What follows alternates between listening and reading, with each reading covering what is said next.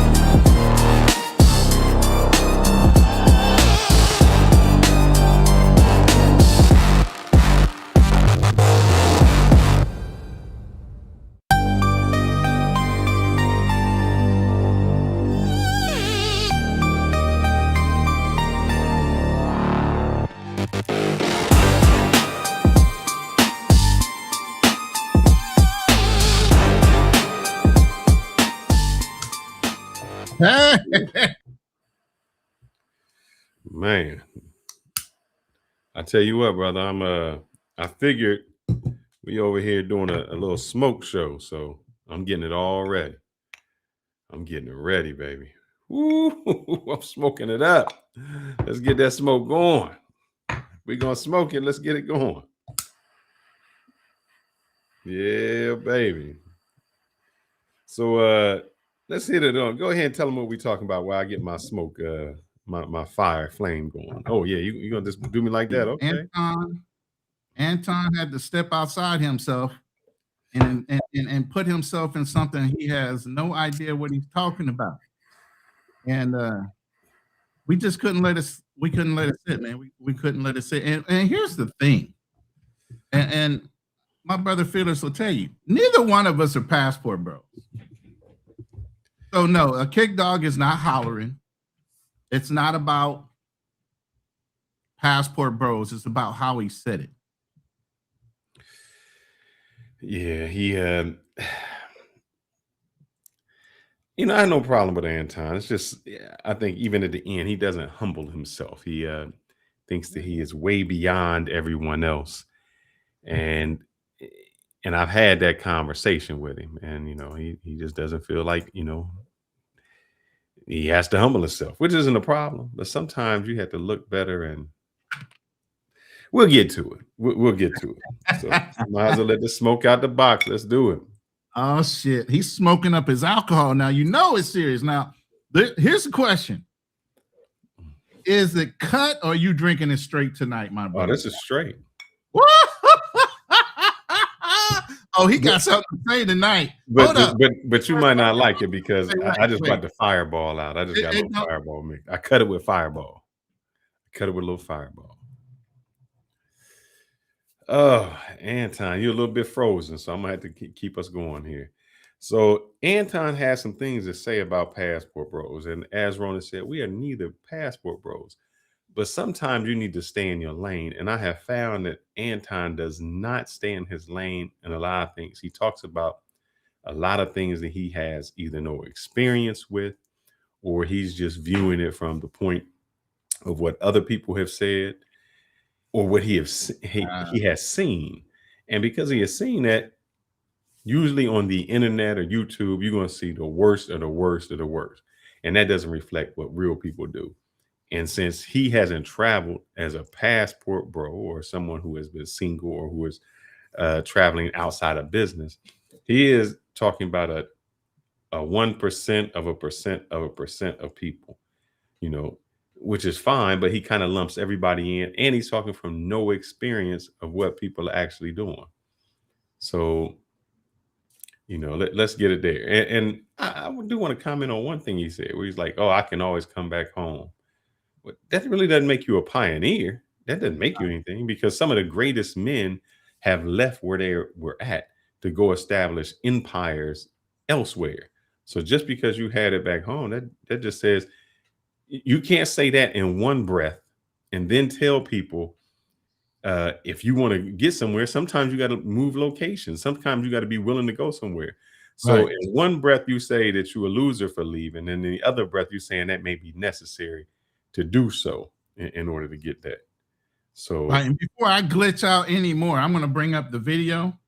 That way you have some semblance of control in case I do blink out again. I apologize. I am in the Philippines. So there is a rainstorm going on here. So, you know, we get sketchy internet. Anyway, I'm going to bring up the video and we can pause it and go as we go. Hopefully Anton listens in and maybe learn a little something. You know what I'm saying? You can always be taught. And that's my biggest thing. Brother, you got a huge platform. No harm, no foul. What you do, hey, get your money how you get it. At the end of the day, as a black man, knowing how many black brothers don't have positive role models, for you to sit down and talk down to certain people just because of your status, there's no excuse for that. Yeah, but we're going to pull this video up and we're going to go ahead and let somebody got to give you some real insight and information about who you are. You's a hoe, and the real dude ain't in you. Keep on experimenting, going from city to city, sleeping with God knows what. You think that you can find some semblance of normalcy outside of the country because it's not here in the United States of America. I get a passport so I can go and talk to some women. Nigga, you paying for pussy. You's a hoe. That ain't never been player. That ain't never been real. I don't know where the game is switched to where these niggas start talking about going overseas to buy box. What the fuck are we talking about? Where's the OGs at? Where's the OGs at? Where's the real ones at that said, listen, I know, look, we might be a little bit off right now. You might be going through something. Maybe you went to the coffee shop one too many times. You're a little bit liberal. Cool. We all go through that shit. We all went through it to where, you know what? I don't know who the fuck I am. You know, do I want to be a tech worker? Do I want to go and work at a coffee shop and look, you know, put on a quarter zip or some shit like that? Cool, I'm with it. Your phase is supposed to be some dumb shit. Let me mute this. Yep, you start wearing penny loafers, you like Carlton, all of a sudden morning you like Will Smith. I'm with it. I'm with it. You're going through a phase. You might have slept with a snow bunny or here or two. Can you pause that? You discovered some trees. You got a little. Yeah, I got you. Let's let me go back just a smidget, please. So I can comment. And I'm not liking this restream, man. I can't never tell when I'm really on my channel, which is the craziest part. You got to go into your YouTube studio. Man. And while we're breaking for the pause for the cause real quick, let's go ahead and read our first super chat while you're getting that together. Appreciate my brother Tevin King for dropping in. And he says, Anton is just another clown in this YouTube space that is pandering for his female audience. When guys like him try to bash black men for traveling overseas for peace of mind and quality of life. Hey, and I'm a veteran. I'm not even a passport bro, but you don't ever hear me say anything negative about passport bros. What I say is certain actions that are being done overseas need to be corrected, but you'll never hear me tell somebody you should not travel. I think you gain knowledge every time you step out of this United States, and the United States is a fucking bubble. The minute you step out of here and you actually start experiencing the world, you gain knowledge and even a greater appreciation for what you have back here in the United States. And while I say back here, I'm sitting here in the Philippines. So I still consider myself still in the United States. I do think the brother says a lot of things for clicks and views. Yeah, I'll be back. That I'm scared to go out. I'll be back. he said, I'm scared to go out. I hate this restream, man. Let me try this again. So then we need to go back to the other one then. Let me try. Give me 2 seconds, guys. I apologize, man. I'm gonna have to add some more smoke to my drink because of this. Damn, that's sad. But yeah, Tevin, I agree with you. I mean, this is, and see, I've done some research, man. And no harm, no foul to Anton. Anton is hustling. YouTube is a business at the end of the day, and the brother has come back from running his own individual business, working for corporate America, and now he's actually got a lot of clout. And most recently, Anton's been online talking head about professional athletes, basketball players, this person, that person. And it just doesn't make any sense while he's sitting there going off on people that actually earned their position in notoriety. You know, I'm sorry. Hey, what I'm going to say right now, I said in his chat. I mean, I said in his comments. The brother to me lends to somebody that was bullied in Michigan growing up. Okay? He never played any kind of real sports. He never participated in anything where it was, unity amongst men. If he did anything, it was more on a solo act. And now he's getting his comeuppance because now he's successful. Now he feels like, he can beat his chest a little bit. Yeah, I think he's never. He said he's traveled and he's been to some places, but if you're going somewhere, I think really he travels because his daughter plays as like in jiu-jitsu or something like that. So that's the reason for him traveling, which is entirely different than what other people travel for. If you're traveling for business or you're traveling for something else, entirely different. So I just don't even like the way he went on that. And I finally got that back. I think I see it. I just have it in the background since we're talking about Tevin super chat. And again, Tevin, appreciate the support. Hey, run them up, bro. We are really trying to turn the channel around, the lives that we're doing. We're going to get a little more consistent with hit and run. We're going to bring back Thursday night therapy session. We got some things cooking for the beginning of the year. I actually started a whole new YouTube channel on more business ethics and a retirement plan and building legacy. So I actually have a new YouTube channel. I'll drop the link in the chat later on. But we're going to stay focused on this topic right now, which is Anton. I'll go ahead and bring the video back up so you can cue it back up. At some point, somebody got to give you some real insight. I just want to hear this first part about who you are. You's a hoe, and the real dude ain't in you. He said that with his whole chest. Keep on experimenting, going from city to city, sleeping with God knows what. You think that you can find some semblance of normalcy outside of the country because it's not here in the United States of America. I got to get my passport so I can go and talk to some. Look at his face. Is that the reason you left the United States? Because you couldn't get any semblance of normalcy here? Did you have a problem dating Fearless? I don't think. Not at all. I was having fun here. You're one of the alpha males, played for Ohio State D1 football team. I think you got your fair your fair share of American women here. And I don't know. Yeah, and that wasn't even the real purpose of me. I mean, the first time I traveled was actually with my brother. We just uh there was a black travel agency that was putting together something about Jamaica at the time. Mhm. And I said, hey, we hadn't been out the country. And we went. So I was maybe 20 at the time. And so it had nothing to do with women. We were doing like excursions, living the life of how regular would live. So I think that's the misconception to say, hey, I'm traveling for women.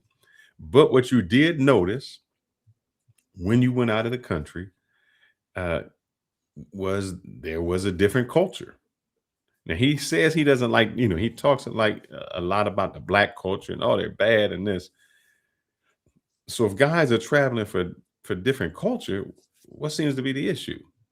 If you say, hey man, I want something completely different.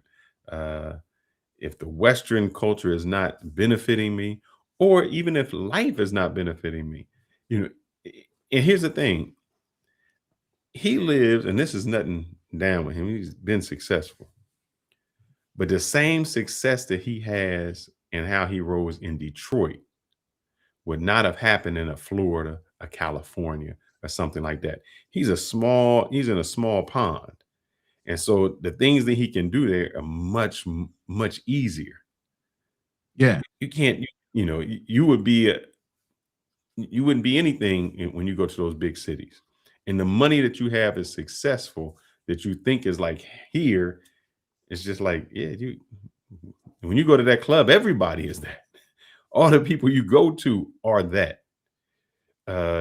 Like even I'm in like Frisco, Texas.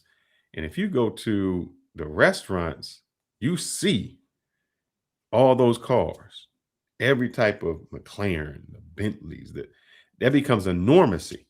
I mean, I where I live at, you figure we got how many sports teams? The Stars, which are hockey, the Mavericks, the Cowboys, the famous soccer team.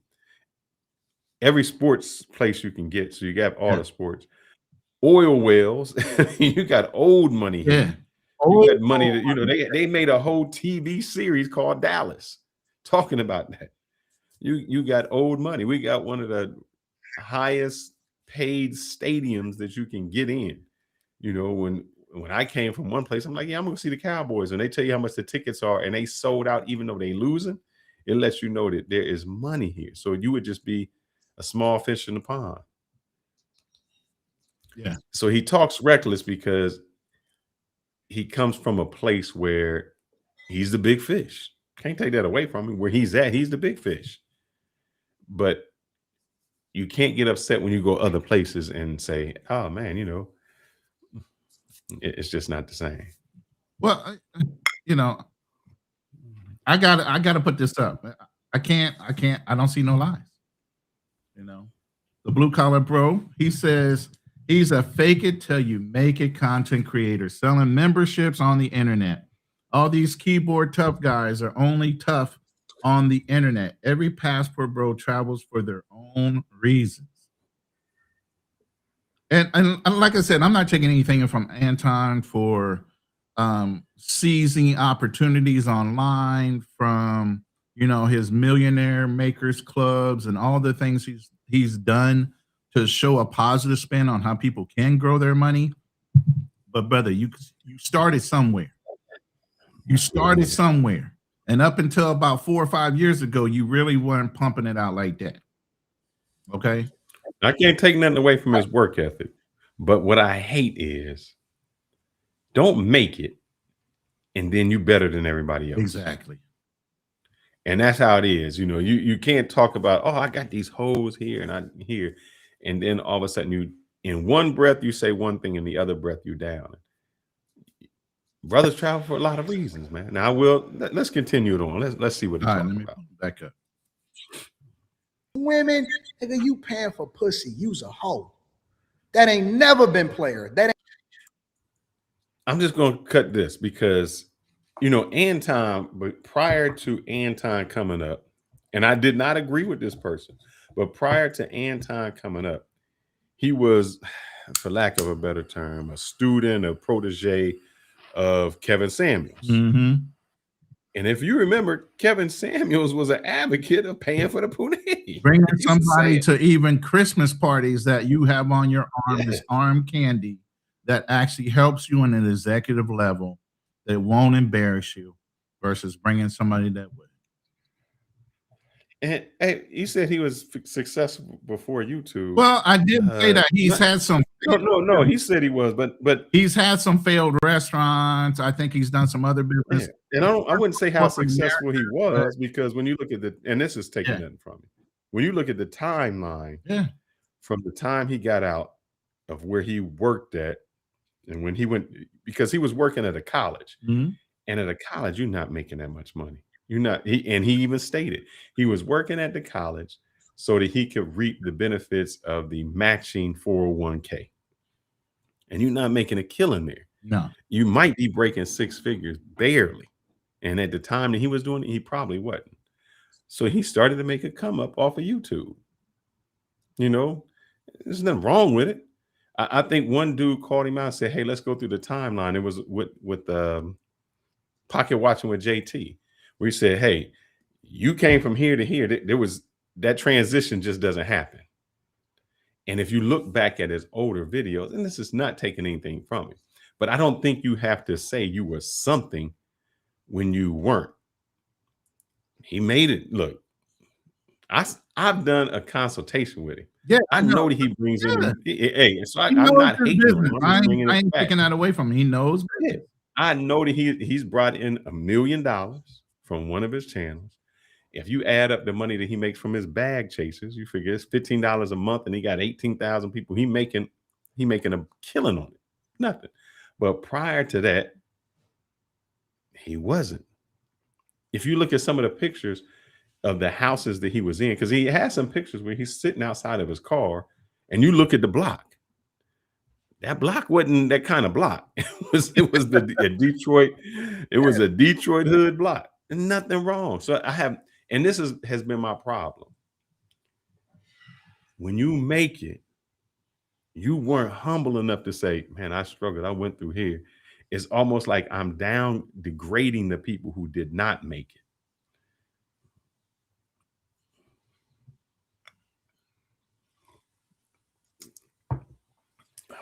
You know, I can't argue with you, brother. How many consultations have you had with him?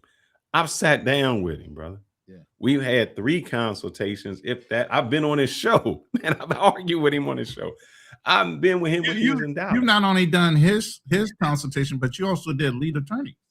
Yeah, so I'm not taking anything from him, there's nothing that I'm taking from him. Right. He making the bag, but when you make the bag, he lost his humble ability. He still feels that, oh, I'm the shit.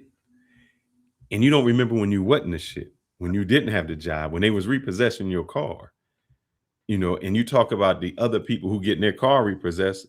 Yeah, brother, there was a time you was getting your car repossessed. There was a time when, if you want to say, somebody living in their mama's basement, there was a time when you was living in your mama's basement. Right. Nothing wrong. You just have to remember where you came from, because you can't put down other people and say you bad because you here when you was also there. And I know and I take you back, because I know this nurse that did this. This nurse, she was on welfare. She got some scholarships. She was on Section 8 welfare. She worked her way through. Great. She used the system. She got a nursing degree. And that's fantastic, man. So what she did was welfare, Section 8. She pulled herself up by the bootstraps and got a degree. And as soon as somebody else came in that was on Section 8 and on welfare, she pointed and said how bad they are. Like, wait, hold up. This was just you 2 years ago. It's like the people I know. I know this girl that she lives in DC. She came from Ecuador. She came here on a tourist visa, overstayed her visa. So she's an illegal immigrant. She was illegal for like 7 years. She met this dude, married him, became a citizen. And she was online during that whole COVID issue talking about how bad the immigrants were. you know, no illegal should be here. And I was like, shit, you was just the same person talking about it. So I say that because that's how he is. Yeah. I've said this several times on more than one panel. Money gives you access, but it gives you access to be who you truly are. You don't have to pretend no more to make a dollar. You don't got dollars. Now the money gives you access to either do great things with it, evil things with it. You just have general access to do the things you've always wanted to do, good, bad, and ugly. But it only shines a light on who you were before you made the bag. That's all it does. And argue he never dated a bride because he got married at 20. if you get married right out of high school. So thank you for the second super chat of the night, $10. I appreciate it. He says, why men do the same things that Anton complains about, but they are discreet about it. Travel Pookies openly promote pay for play on free YouTube as an answer to their red pill anger towards Keisha's. Not necessarily sure how to answer that question. Why men do the same thing that Anton complains about? White men, I think. White. That's why I'm missing the T on the Y. All right. Yeah, you're right. Absolutely. White men do it. Asian men do it. Everybody does it. It's a part of life. One of the things I left in the comment, even on his YouTube channel, I said, everybody has different experiences, different callings, and everything else. You can't take away from somebody else's experience because you feel it. And again, it's his opinion. He's entitled to his opinions. Nobody can take his opinions and his life, his lived life experiences. And I stress lived life experience. But see, that's what he does, man. Experience in America, and you try to talk about people that have a calling and travel around the world for different purposes. Your lived life experience says this is the right way to go, but their lived life experience gives you a whole nother perspective. Is the word. I do something? I want you to talk, but I want to bring something up, and I'm gonna do this, and I'm gonna go off of my old channel, and I've, like I said, I've done a reaction with Anton, but I just want to show you what you said was so important, man.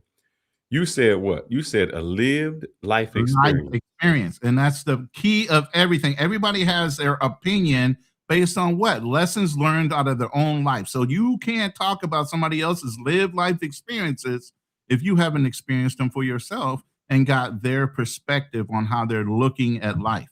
Everybody has a different perspective on how they look at life.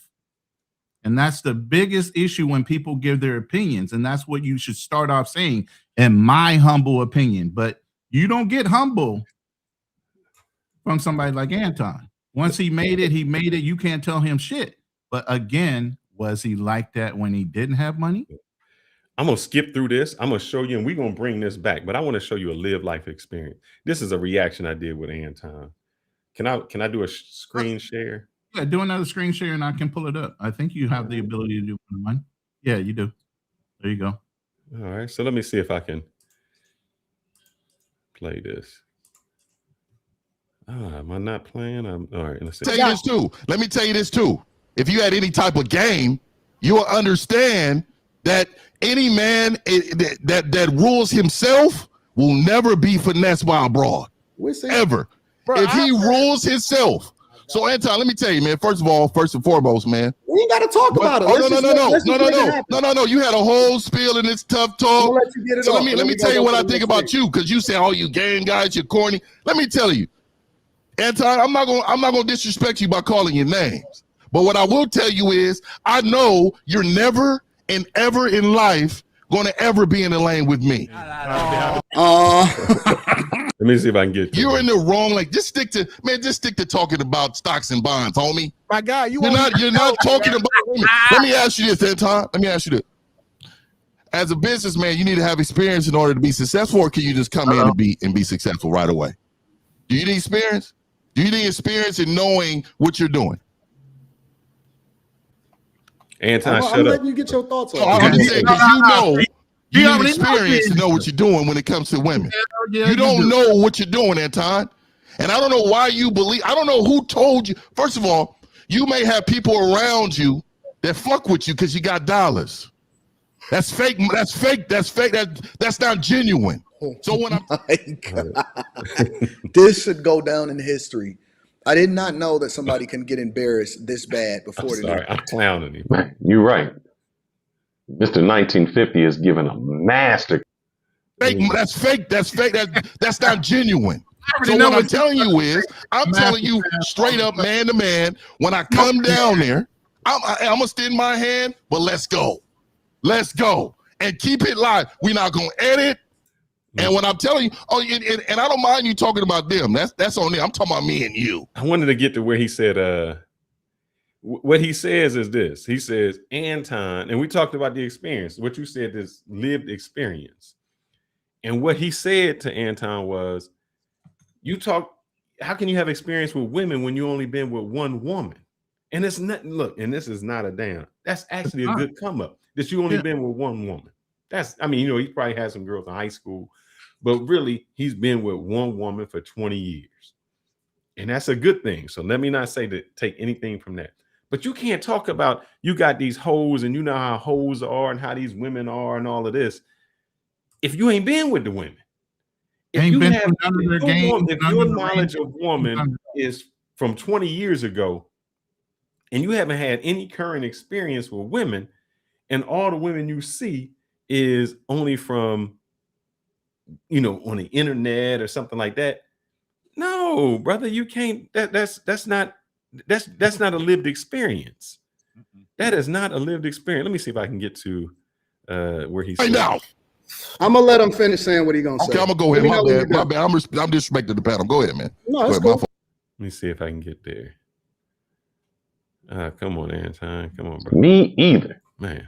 Don't, Anton, it's cool. You on social media, bro. Listen, say that. Man, come on. That's where the morality comes. I'm sorry, I'm skipping around, guys. Surgically. I'm trying to get to where he says this, and I might not. Okay, so I tell you what. Okay, let's find out. I'm gonna let him finish saying what he's gonna say. Okay, I'm gonna go ahead. My bad. What I'm gonna do is let me pause. No, Let's go into the comments and try to find out exactly when he says this. Let me stop sharing that. But I wanted to go back to what you were saying was lived experiences, and a lot of what he says is not lived experiences. Nothing wrong. But it's not lived experience. You can't talk about the hoes you have and the stuff like that if you haven't had that. And you can't say how the women are if that's not what you've been through. That's all. And what you said is true. You're talking about a passport, bro, or what they've been there, and you're not traveling that same way. Right. You're not. I mean, and you're traveling as a married man. There's a different perspective. Like I said, everybody has different perspectives and they want to impose their opinions on people. That's why I try to keep an open perspective and a mindset. When I even talk to young guys about their traveling and the way they're traveling, I try to, I got it right here, man. I'm sorry. And everybody else. You found it? Yeah. Put it back up. Now I'll 138. But we're going to hit your point in a second. Financial frontier. One quick share, and then we can move on. I apologize. Let me read this real quick. He's investing in capital from college in corporate America. That's all you need for massive wealth. He's very transparent. You don't need YT. Most never heard him speaking about his stock portfolio. We have. That doesn't distract from us. We're not saying the brother doesn't know what to do when it comes to financial wealth or anything like that. He advises people very well. Obviously, you know, Fearless has sat and gone through a couple of his counseling sessions, you know, so it's coming from a love point of view as older guys listening to the way he's saying it. And yes, I know Kevin Samuel said plenty of things in the wrong tone of voice and people took offense. But in this realm, when it comes to, if you say you're part of the Black community, instead of you making it disheartening for brothers, you should encourage them to travel a certain way, a better way or something. But to say that all brothers that travel or that are considered passport bros or this, that, and the other thing, that's where you kind of got to be a little more descriptive, because we're not all the same thing. That's like saying all black people eat watermelon and chicken. And I can get away with saying that. And I know somebody said fair use. This is my channel. This is my channel that I reacted to him years ago, a year ago. So not necessarily fair use. I've already fair used this one out.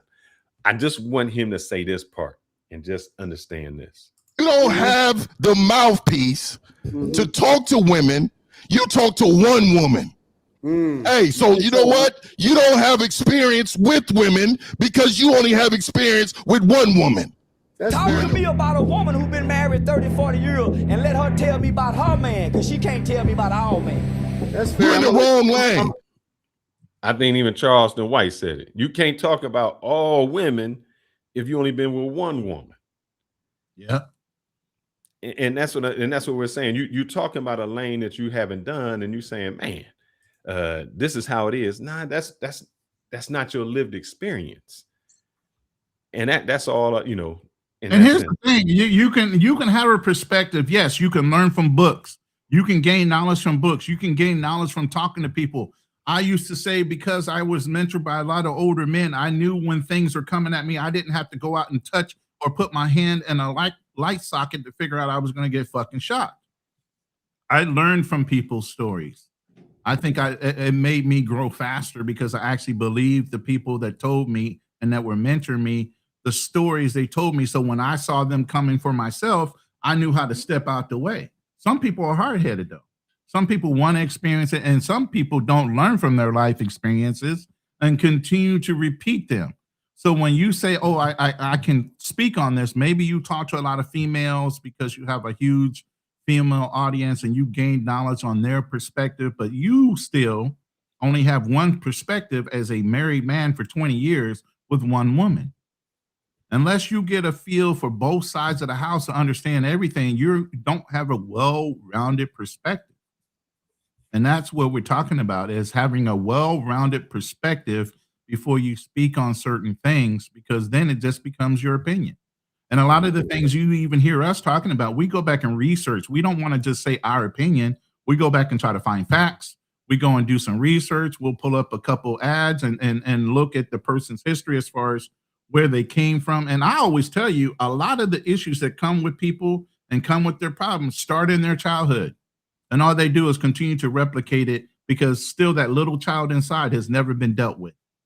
I got a question. You know, one thing that he does brag about is he says, hey, I don't have to, he wouldn't have to pay for box because he has this money. But then what's he's the difference in one of them dudes going across seas using their finances to not have to pay it and finesse it on one of them chicks? It's basically the same thing that he's doing in another country that Anton is doing here, where he says, I got the means to do it. But the whole thing is, when he said that, he openly just said, I would be a trick because girls would come to me because I have money, not because they love me. So you just profess out of your own. See, I pay attention to phrasing and words. When you phrase it like that, you're basically saying I could be a trick too. Yeah. If I wasn't. Let's blame a little bit. We only 36 seconds in. Let's go. I'm sorry. It ain't never been real.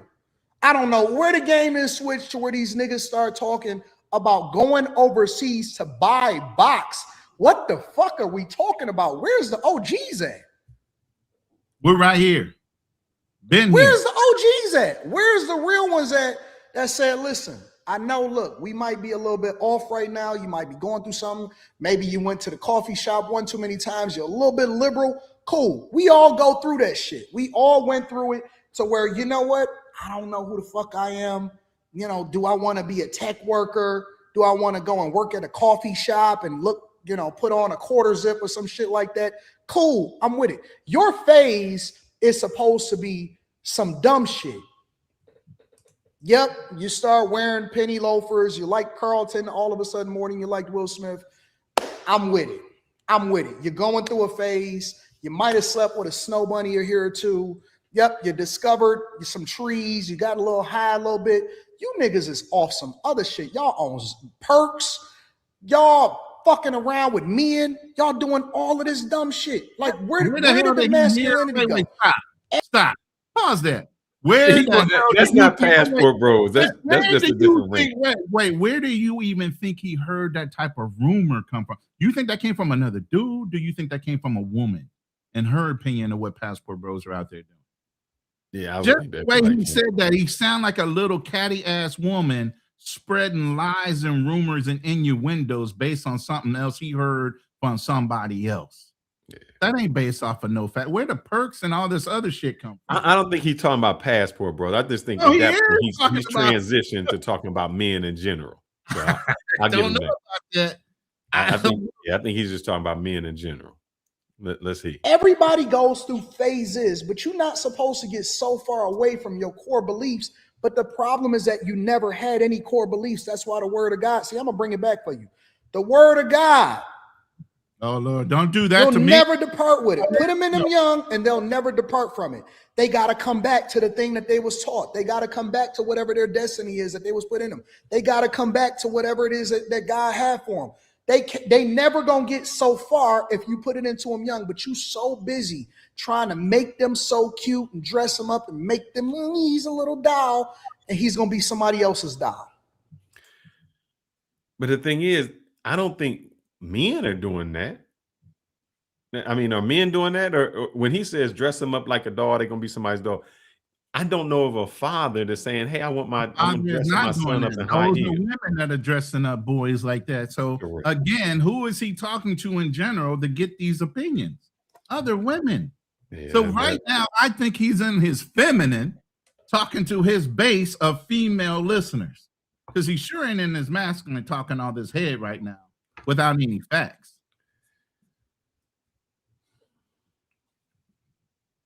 Yeah, I think you're right. I think he switched to the men in general at this point. And that's why you put it in them young, because we're gonna go through shit. We gonna get our heart broke. We gonna have a hoe or two over here. We gonna like a white chick here or there. But you always supposed to come back home, nigga. Come home. You out there with them folks, bro. You done moved out to a place, into a land that don't even know you, and you don't know why you can't discover where you supposed to be. You running from your destiny. Ain't shit out there for you. You wasn't born out there. That ain't your core. You think you're going to discover something new? You not. You know what you're going to discover? A bunch of other people that's trying to figure out who they are, and y'all all leading each other right into hell. That's why I visit. I'm a visit. I'm a discover. I'm going to take what I can from wherever it is that I go. I'm going to switch up the weather.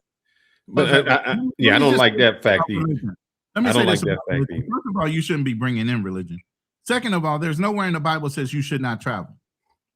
Third of all, there is nothing about race in the Bible where it says you need to stay with a certain race in order to be happy. So all this other bullshit he's talking about, come home where? Yes, I think it's men that plant their flag at different places. It's men that say, and we're going out to explore. To go out and challenge ourselves to conquer things. That's our mentality too. We're not supposed to be sitting and be complacent. Brothers are supposed to want to challenge themselves. And it's only recently that brothers had the ability to travel. White men been doing this. And unless you were a black man in the military, you really did not travel. So now that black men have the ability to do something that every other culture has been doing, now all of a sudden there's a problem. When they do it, it's okay. When we do it, it's a problem, right? And this is coming from another black man, which is the problem. And here's the thing, man.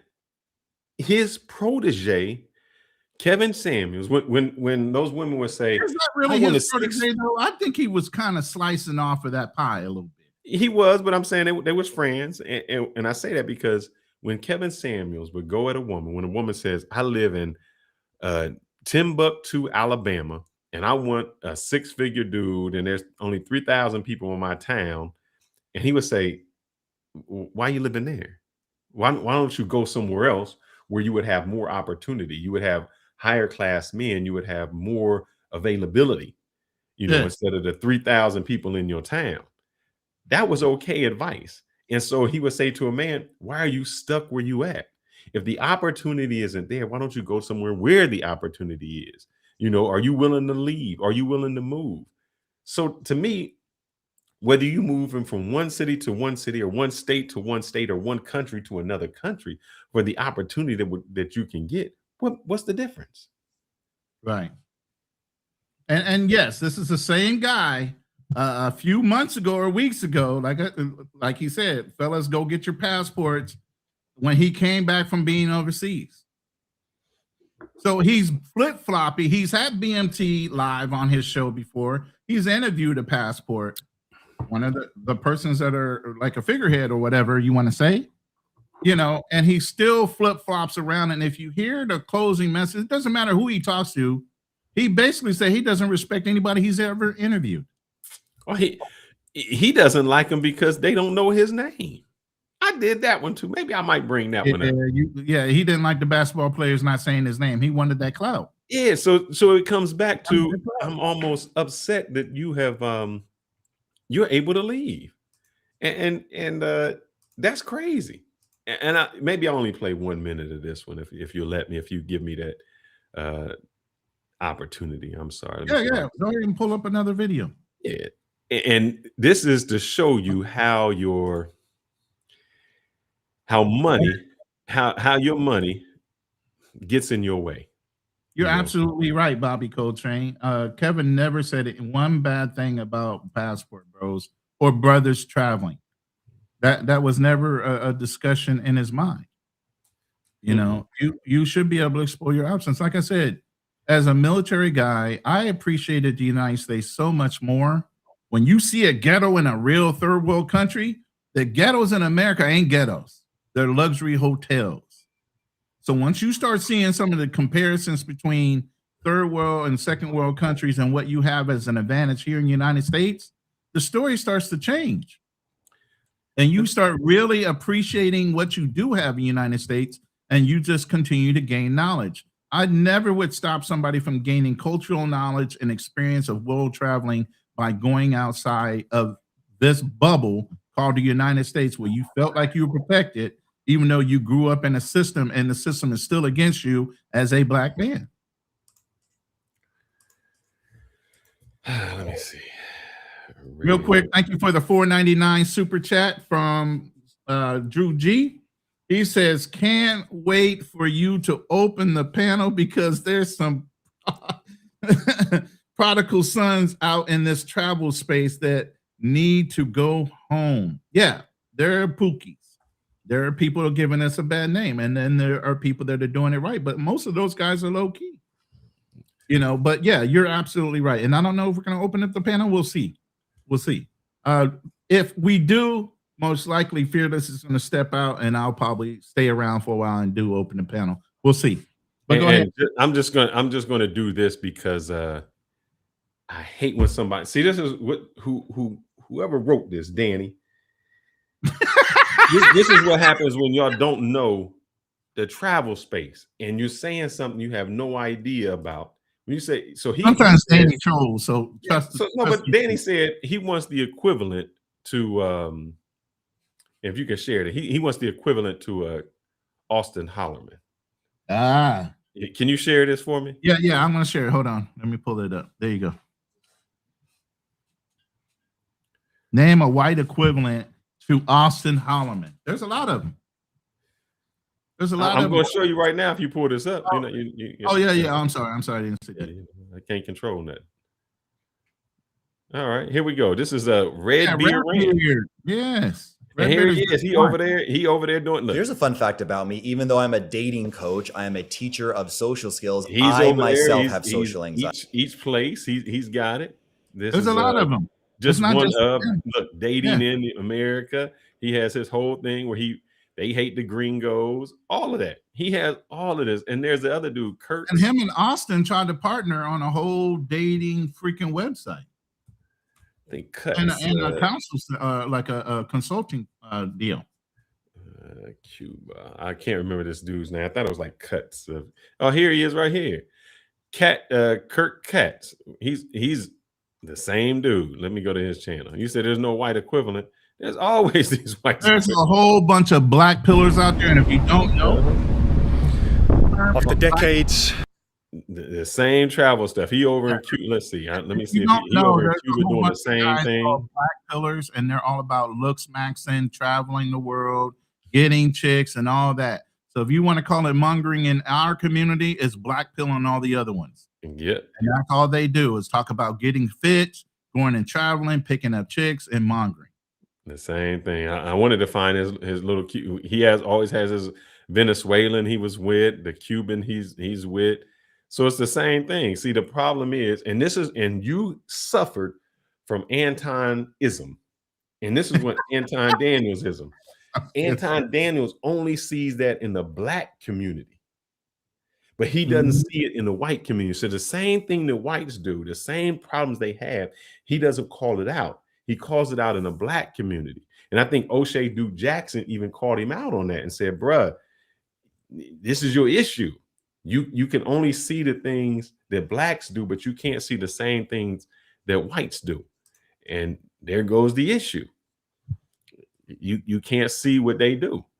And to get back, I'm sorry, I was going to share this with you when we talked about this is when you said we were talking about Anton.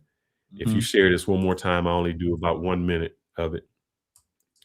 And this is what got him butt hurt. Oh yeah, the basketball thing. Yeah, so give me 1 second. Shit.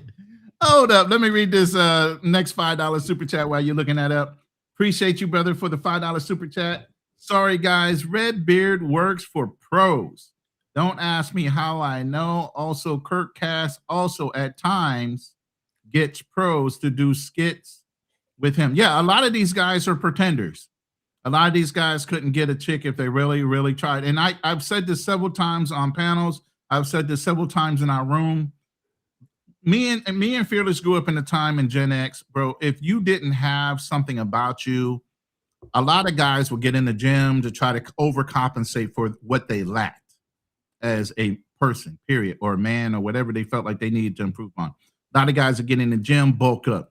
A lot of guys would accentuate their sporting side of it versus how smart they are in the classroom. There was always a way to overcompensate of what you were, but the end goal was what? To go and get girls. It wasn't to live their life in a quality way or anything like that. It's still, at the end of the day, it didn't matter how big these guys were, how bulked up they were, how talented they were on the field. They were still fucking lame when it came to actually interpersonal skills with a woman or any other type of person. They halfway couldn't talk. And that hasn't changed over the generations. It's gotten worse, actually. A lot of guys think, oh, if you're not buff, you can't get a girl. Who the fuck told you that shit? And let me set y'all straight, man. I've said this, and I give this brother, I told him, I said, man, the only thing closest to you in the space is Prince. You know how Prince put out an album like every week? Yeah. I cannot take this away from Anton. That is one of the hardest working brothers when it comes to efficiency and put things together. And nothing to do with it. And so maybe he is doing some stuff for views. That could be it. But I think he has gotten to the point, especially he has gotten over 1 million subs. And he's gotten to the point now that he's feeling himself. Play this up, man. Let me play this 1 minute of this. This kind of disappointed me on Anton a little bit. Oh, I've been disappointed. I'm not. Austin ain't my boy, man. Somebody said Austin, my boy. No, Austin ain't my. Hey, I'm a freelance dude. I'm gonna talk. Just like my mama white and my daddy black, I can talk about Negroes just like I can talk about crackers. I can talk about Austin the same way I can talk about Anton. And here's the thing. I met with Anton, so don't think that it doesn't matter to me. I would be not doing my due diligence if I can say, oh, I can't talk about him because I know him or I've met with him. I got to, just like somebody needs to call me out on my bull crap, I got to call them out on their bull crap. Believe me and Fearless be calling each other out all the time behind the scenes. And that's the thing. Brothers should be able to sharpen iron with a brother they trust and is giving them sound advice. When you checking somebody, that shouldn't be an insult. That'd be somebody saying, hey, I care enough to fucking let you know you slipping. You know, that should be something you should appreciate. It ain't nobody jumping ship. It ain't nobody being a turncoat, because I already got another brother in this community that thinks I turned coat because I did a fucking interview and wanted to get all petty about the interview I had with somebody else. You know, so I don't get this oversensitivity of somebody just having a fucking conversation and then trying to show or correct maybe some mixed cues or things that were not saw or noticed by that person. Sometimes you too close to the fire to know you getting burnt. Somebody gonna have to explain to you or pull you the fuck up out of it. So where's that video that you wanted me to I'm ready. I go ahead and load it up. Where? Oh, my share screen. I'm sorry, brother. Yeah. Let me do this. Real quick, $1 super chat. AD is a grifter for MAGA audiences. Enjoy travel, bros. I'm bringing this. Listen. This is the first time. Not only is he smoking the alcohol, but he's actually drinking it straight. But hey, it's not really real alcohol. It's that sweet kind of like fireball alcohol. So it's a little. My liver can't take all that. I can't do it. It's a birthday gift my wife got me for my birthday, man. I appreciate her doing the smoker thing. That's nice. I know it has a nice little woody taste when you have that smoke on it. Yeah. But here you go. Here's your video. What the heck? I don't know what you're doing, brother. I'm not there. It's not wanting to come up. It just dropped again. Bring it back up again. Bring it back up. Oh, audio. There you go. And so this is what I say when you get in your feelings, man. When you think you've gotten so big, I'll just let him play. What's his name? The chunky dude. When you was on over calling me the other day. You know who I am. You know who I am. Say my name. That's a bitch ass. I don't know his damn name, whatever he is. Say my name. The dude, I don't know his name, so obviously he's a nobody. Sounds like nobody. He's a nobody. Say my name. I don't know his name, and I don't care to remember his name. But Anton. These niggas be killing me. I don't know his name. I don't care to know his name. You know my name, bitch. You know my name, bitch. You know what my name. Say my name, nigga. 100 million people a month say it. You might as well say it too. Say my name, nigga. Neanderthal. CTE looking like motherfucking having. Say my name, nigga. Anton Daniels from AntonDaniels.com. The shit sounds so good. It's so beautiful. It's so beautiful. Anton Daniels, nigga. Say my name. Man, this is a good one. Anton to where he was upset. Get right into that. But before you can understand, see if I can get so they rebuilt the Hudson's building, and then I'm also looking to possibly buy a spot at the top of the Hudson's building, but I didn't get an invite, and I don't understand it. How am I, right? Because now numbers matter. Now the numbers can speak for itself. So what am I supposed to do? Am I supposed to ask for an invite? This started it. I told you. He doesn't think he got so many subs that everybody got to know his name. Oh, I'm this in Detroit. I made this. I made 1 million subs. I'm making 8 million views a week and blah, blah, blah. And he thinks that calculates into some type of popularity. He got put in his place. He got humbled because nobody knew his name. And this is what hurt his feelings. He done passed 1 million subs and he think I'm in Detroit. Everybody need to know me. And everybody don't know you, bruh. Everybody ain't in that lane. It's all right to not know that lane. Look, I've been in countries where they like, oh man, that's a great soccer player. I know watch soccer. I don't know who he is. And everybody, you should know who he is. He's this, he's this. I don't watch soccer. I don't know who he is. Brother, you just been humble. And that was the catalyst. Watch on, man. He's in his feelings because he didn't get an invite. Listen to him. It's like, how do I not get an invite? How do I not get contacted for all of these different things when I am literally doing more views than anybody inside of the city? Yep, I'm the first person born, raised, and is still in the city to ever hit 1 million subscribers, and that's a big deal for us. But here in the city, it's a big deal to stay in the city because a lot of times we have a brain drain. See, listen to what he said. That's a big deal to you. Don't nobody give a fucking, I'm sorry, I had to go look. What is his annual net worth right now? Okay, congratulations, brother. You got over 1 million views and you starting to stack some cash on a consistent basis. You really doing it. You went from maybe 4 million to 7 million annually.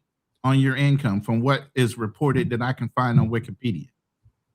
4 million ain't shit to a fucking government. You ain't shit right now. You can't afford that fucking building, whether you're invited or not. You can hold on. Let me tell you this. Let me let this play a little bit, because let me show you how butthurt he is. Hell you are. And watch this. He ain't get an invite, but he's still kissing their ass. Moving into the Hudson's building, in which they have 2 of them, right? You have the main building that's corporate, and then you got the offices. They didn't know who he was. They didn't know who he was so bad that he want to move into the building to show him, I'm Anton. See, I can come to the building. I'm Anton. Let me in. I got 1 million subs. Bruh, you so butthurt that you want to move in the building because they didn't give you an invite, bruh. If I don't get an invite, I don't get to show you guys this stuff, because then I'd have to do it on my own. And I don't believe that I should. I believe that I got a lot going on, and I got a lot of motion and a lot of movement. And if I'm doing, well, on one platform, you know, on the Anton Daniels channel alone, we doing 80 million views a month. I believe that the people should be reaching out to me. No? Your own stuff. I don't know. You guys let me know. And so my question is, if you have to call yourself an alpha man, yeah, then you ain't you're not one. an alpha man. Straight facts. So if you have to beg for the invites, then you're just not there yet. And there's nothing. Look, there's nothing wrong with that, man, because there are popular people in life to achieve, brother. You just ain't there yet. And it's just different lanes, man.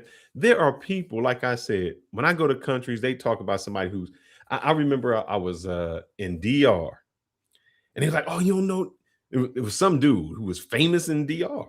I was like, I don't know who he is. He was famous there, and he couldn't, I know, I'm gonna tell you, this is, oh man, this was a famous baseball player in Chicago. And this was years ago. When I got into the elevator, and we were like, no, I say other people call me an alpha. But when I got into the elevator, you know how you see somebody and you like, I know him. But I thought he was a football player. And I was like, man, I know you. You know, like I'm staring at him. We didn't say anything.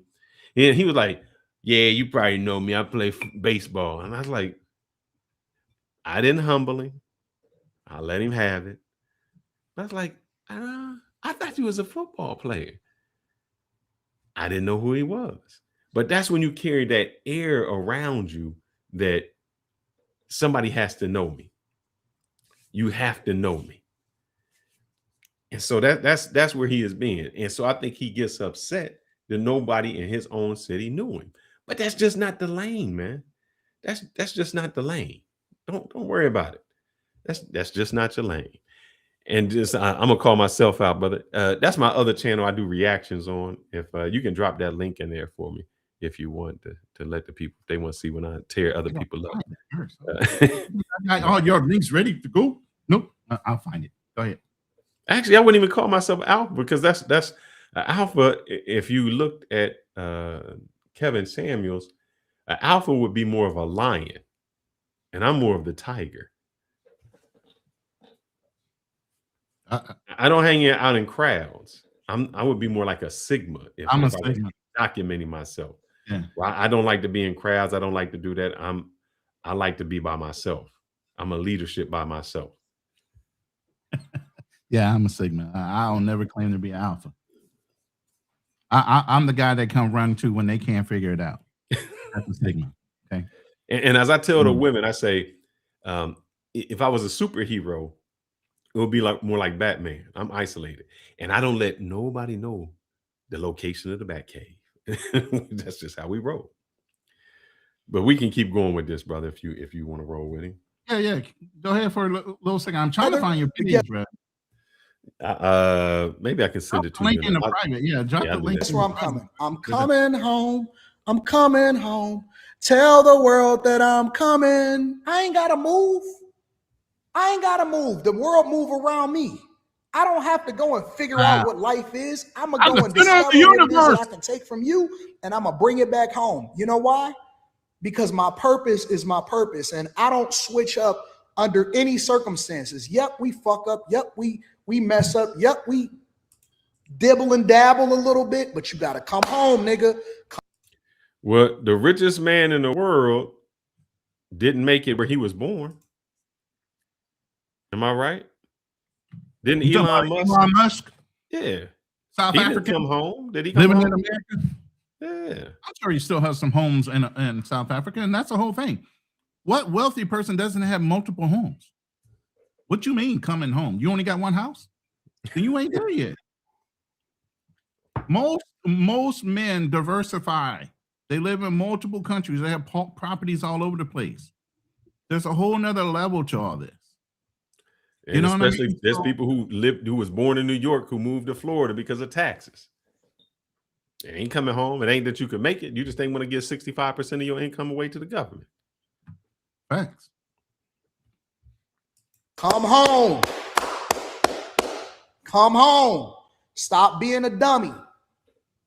Whatever it is that you got going on in your life, see, I don't know where it's going here, but we're going to go there.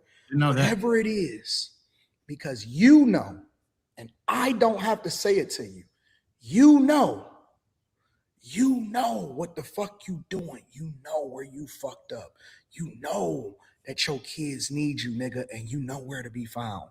Your kids are young and growing, and you letting a funky bitch that you should have never been with in the first place raise your children into being suckers, and you gonna regret it.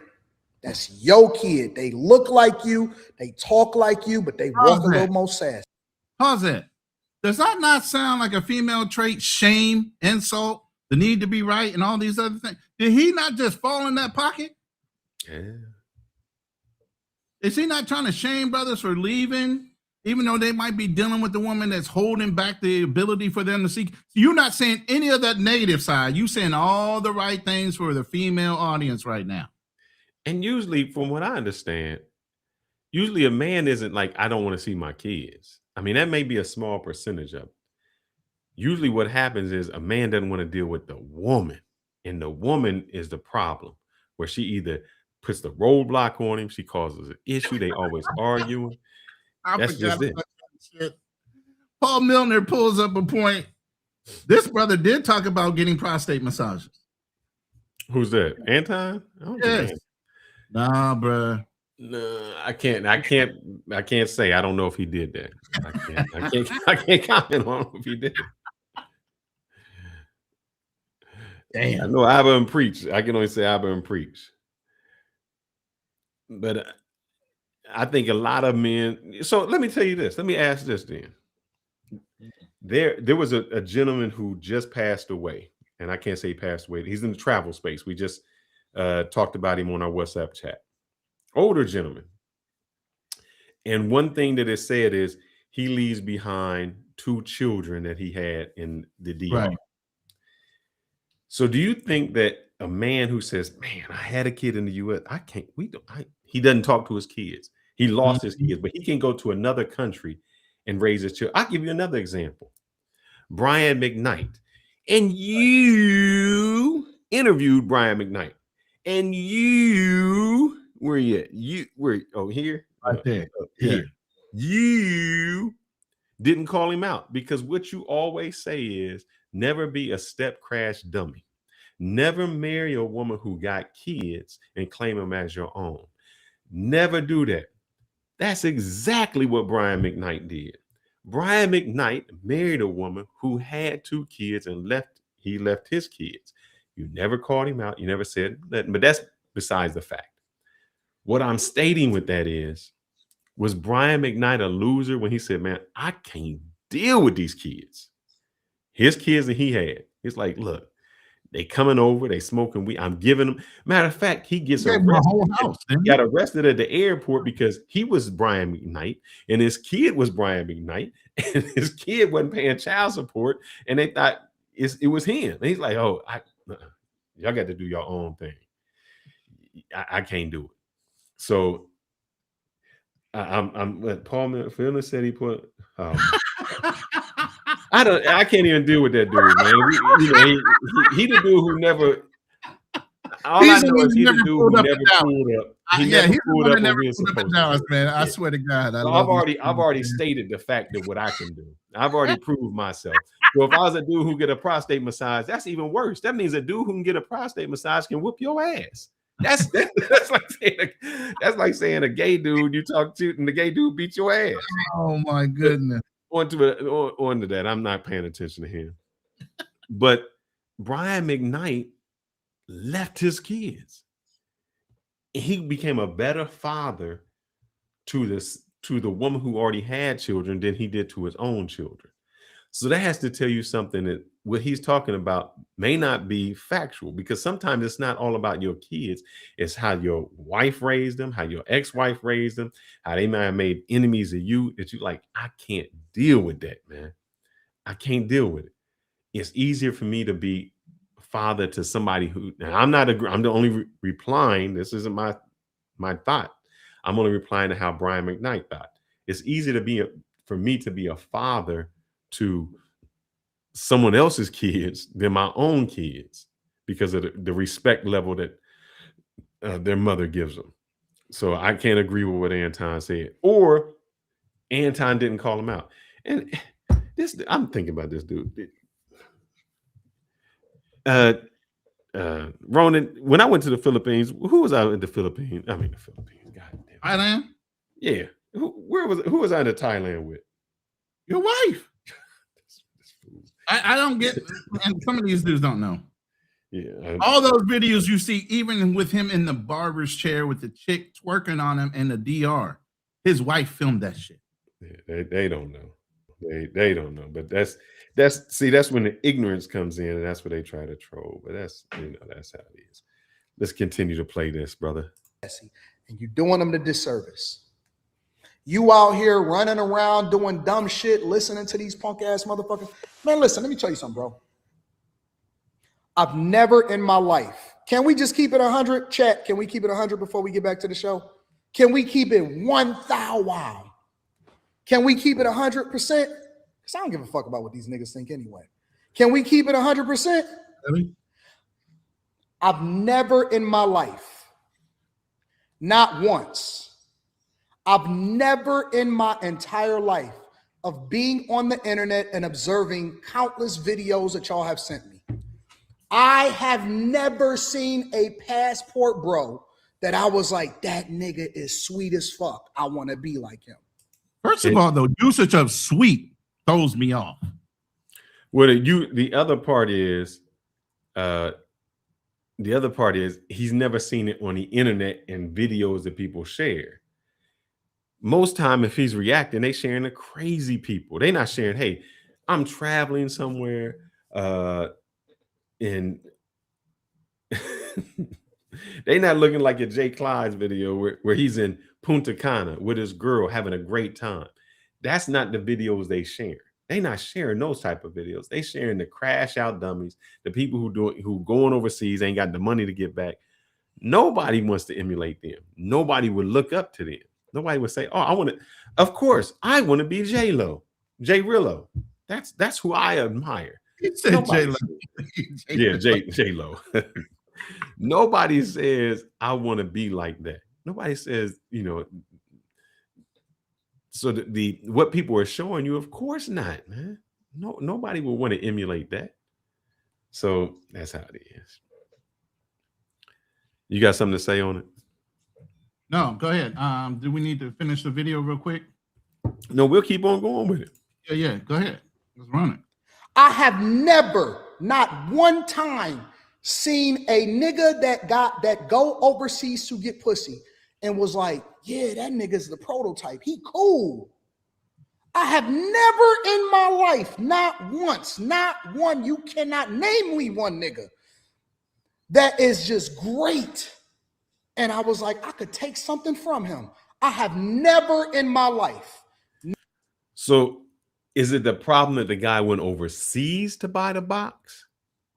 Because Kevin Samuels said he was locally buying the box. So is it the overseas problem that he has buying box? I would assume so, because like you said, Kevin Samuels was the first one, an advocate of saying, look, if you can control anything, control the type of women you keep around you until you're ready to settle down. I didn't agree with Kevin Samuels. I did not agree with it, but I'm just saying. And maybe he doesn't agree with Kevin Samuels on that part either. Maybe he doesn't because he's married. Yeah. Not once ever seen a nigga that had to go overseas to buy box and said he is him. Not once.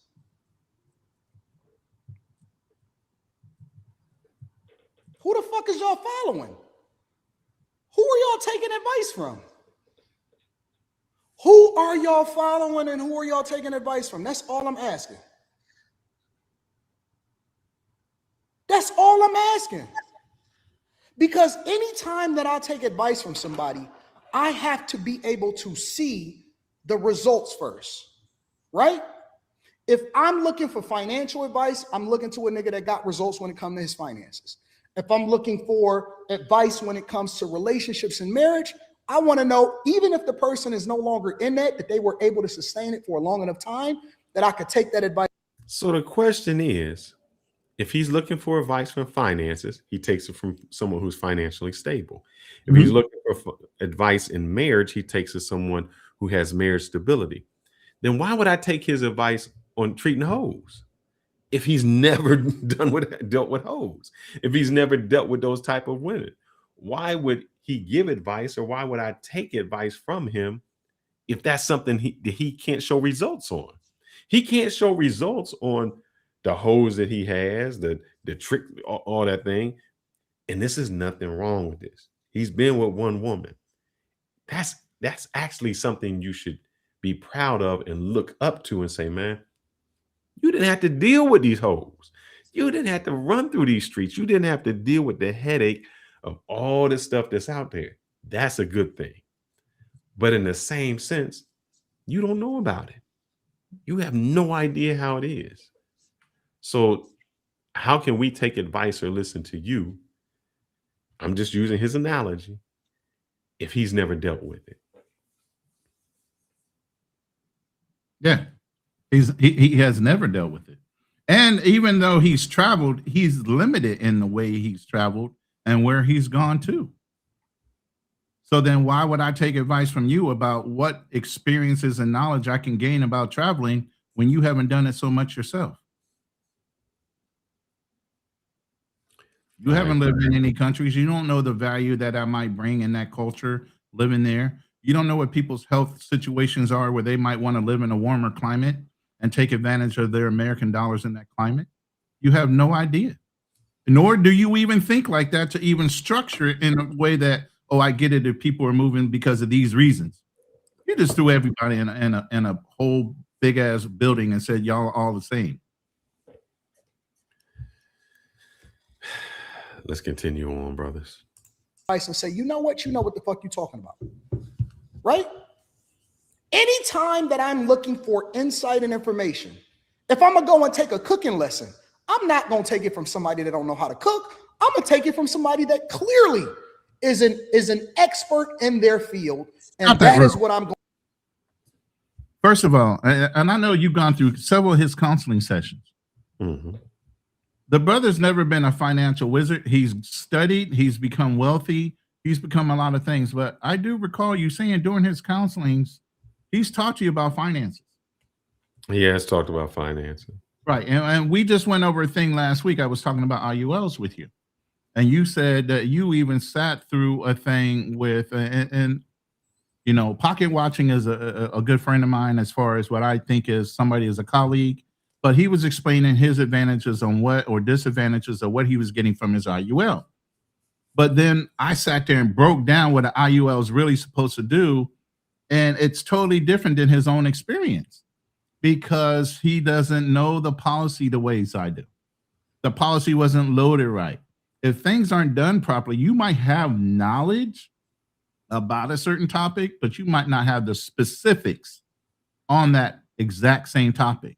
So where your experience might be one thing, if you had the experience and the knowledge and you knew all the little inner workings of how things are supposed to work, then it's a whole nother fucking language.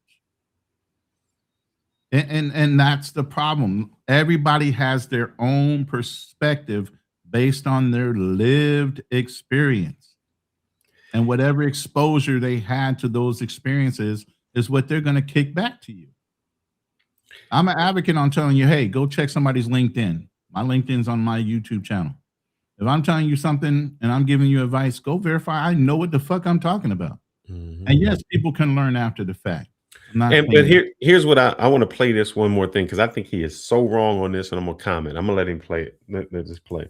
Anytime that I'm looking for insight and information, if I'm gonna go and take a cooking lesson, I'm not gonna take it from somebody that don't know how to cook. I'm gonna take it from somebody that clearly is an expert in their field, and that is what I'm going to look for. So here's my question.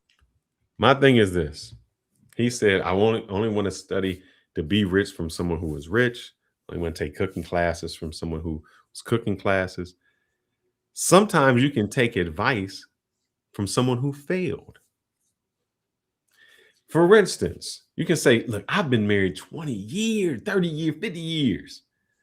And you're like, that's a good thing. But maybe I want to say, man, look, I was married for 5 years and this chick divorced me and took everything I had. Now, I can look at the guys who was married to 50 years and say, that's great.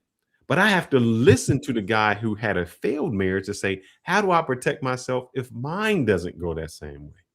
It's easy to take advice from the person who was successful, but you don't learn a lot from success. You learn a lot from failures. You learn when you failed and say, how can I patch that up? How can I do better on that? And so even the lead attorney, who is a divorce attorney, got a divorce. And so it's easy to look at him and say, man, make sure you get that prenup. Not only make sure you get that prenup, don't do it at this time. Make sure she got a lawyer, do it months ahead of time. All of those things. So if you're saying I'm a successful marriage and I'm never getting divorced, that's great. But you don't get, I'm almost sure that Anton has auto insurance on his car. He does not get auto insurance because he's planning to go out there and crash. He has it for the just in case. And if he says, look, I've never crashed a car, I don't need auto insurance. That sounds great. But auto insurance is for the time that you don't crash. It's for that emergency that you do crash. And that prenup or whatever case may be, it's for the time that I mess up. She mess up, something go wrong. And so you can learn something from someone who was not successful. Just letting you know. Right? Because I'm trying to understand, even if it's an imbalance, even if it's a 60-40, 70-30, 30% is a pretty big number. 40% is a pretty big number. If it's 199, 298, 397, I'm like, what the fuck? What the fuck? Why am I listening to niggas that I would never follow in real life? I would never listen to niggas in real life, ever, in no capacity, not with finances, not with resources, not with being successfully married. In no capacity would I listen to these niggas in real life. And I think but you'll entertain them online. Yeah. And sometimes what you can do is you can chew the meat and spit out the bones. I said that we had that conversation. Somebody said, oh, I'm friends with Austin. No, not that. I can listen and say, that's what he's doing is correct. I can listen to a lot of YouTubers and say, I don't need to emulate him or I don't have to follow him, but I can look at the system that he does and say, I need to emulate that system. I said it when it came to Austin. I said, look, he got the brand deals. He's doing stuff outside of his YouTube. And I said the same with Anton. The one question I asked Anton when I was on, besides all the financial things, I said, how are you so efficient? How is it that you can do this, this, and this, and this, and become efficient? Because that's what I can look at him. I can look past all that BS, all the stuff he talks. And let me tell you this too. It is be a game. I've done a reaction on Anton. And when I had the coaching, I was like, oh man, we about to get into it. I was like, once I show my face, it's over. And he said right then, bruh, that's the show. That's the show. I do the show, and then it's over. That's for laughs and giggles. So he let me know right there that it's not personal. He doing it for the views. A lot of stuff he does for the views. Right. And he knows it. But I can take from him, even though I might not agree with a lot of his politics, anything, I can say, this is what you do that's great. And this is what I'm focusing on.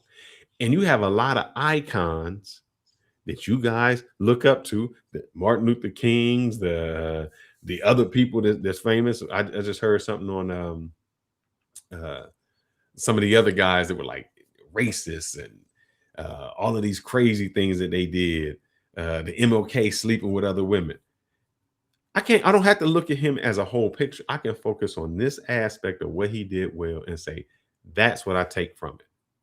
And I understand that other parts of them are flawed. Well, let me take that back to when myself and you, even would get on certain panels together with Lions Den, even here on Hit and Run. We both might agree on a lot of topics. Somebody's got to be the counterproductive person. Mm-hmm. Somebody's got to be the argumentative side so you can see both sides to the lesson that we're trying to show you. So sometimes, even though I might agree with him, I'm going to argue fiercely against him.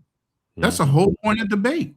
You got to be able to argue the pro and the counter. Both sides have to be well-rounded in this. Exactly. I used to have a boss that when we would go into meetings, he would say, I need you to disagree with me. And the reason is, no, because what would happen is he would say, hey, I'm thinking this way and this way and this way.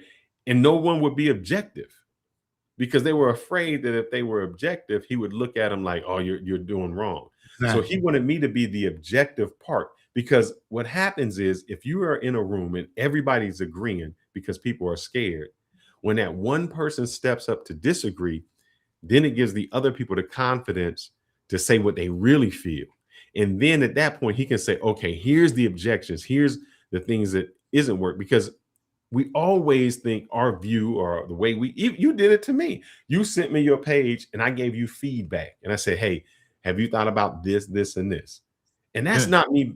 That's not me bashing. You sent it out to say, this is what I'm doing. And I'm giving you feedback. And had I not thought of it, and I came back with, this is why I'm thinking this way, and this is why I'm doing certain things. You say, oh, that makes sense. Just make sure you don't. It's you got to be able to bounce things off of people. Correct. And want a real fucking answer. The world is full of yes men out of fucking fear. Mm-hmm. When, like his name on his shirt, are you going to be fearless? Yeah. And speak your true and your authentic self. Stop fucking pretending in life. All right, I'm gonna hit this play button again. In no capacity. I see these niggas in real life sometimes because I'm outside, so I really do be out here. And I see y'all. I meet y'all in real life. I had a meetup, so I kick it with y'all in real life. I look at these niggas and I be like, why would I follow this nigga? This nigga's awkward. He's awkward. He is true about that. There's some awkward people out there, you know. Yeah. Not my man. I can't say that for my man. LJ, real dude. Even bought one of the shirts. Got him a custom color. He got the green with the black lettering. His high school alma mater. Can't say that about him. Real dude. But I have met some brothers who I was like, God, overseas. I'm like, bruh, you the most awkward dude I met. I can't hang out with you. We can't go nowhere together. I don't want it. And you're not going to put me in a situation because I'm with you. Because they're going to think I'm an American, you an American, we roll together. I don't want to. It was nice meeting you. We out. I can't do it. So there are some awkward, really strange. And I'll tell you right now, I'm big as a house, but I'm not awkward. I'm friendly. I'm approachable. People like talking to me. And I make myself that way. But there are some strange individuals where you understand where the stereotype come from, the people he is talking about, how they act, he's like, yeah. Y'all weird, man. You weird. You are weird. Man, and I'm kind of glad that there is a Passport Bro pay for play, because if not, you wouldn't, it saved your life. But let's go ahead. He's weird. He's weird in real life. Weird in real life. If I wouldn't follow you in real life, why would I listen to you on the internet? Yo, can we get the light? Mad if you want to. I'm cool with that. Listen. If you're mad right now, because if somebody was to say all black people is broke, I would never get mad. You know why? Because I'm not broke. So if the shoe fit, wear it. So if this doesn't apply to you, because let me tell you what's going to happen. I'm going to give you the blueprint, and then we're going to get back to the show. If it never applied to you, then it's not anything that I need to defend myself against. But the people that it applies to, nigga, they gonna be so butthurt. They gonna be so butthurt. It's people that's butthurt right now. That's cool. That means that we need to do the work. We need to do the work. You could never offend me with something that's not applicable to my life. You could never offend me with something that's not applicable to my life. Ever, in any capacity. Yeah, I think you can still offend me, even if it's not applicable. Think about it. If somebody called your mom a B, or your wife a B, or your daughter a whore, and they not, I'm gonna be offended. They may not apply to them, but I can't let you disrespect them like that.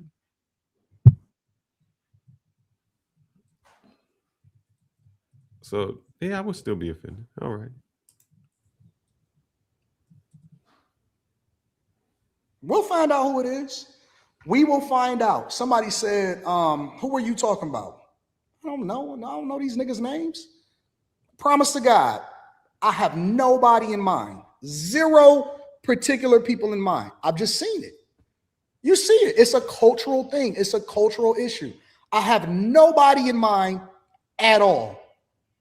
Zero. Don't mean it's any less true. I see it overall. I see it in general. When I hold women accountable and I say, hey, they need to stop being baby mamas, I'm not referring to anybody in particular. I don't have anybody in mind. I'm speaking to a cultural issue. But you're going to find out the niggas that's feeling some type of way about it. And do I give a fuck? Absolutely not. I'm sorry, Anton. I'm feeling some way about it.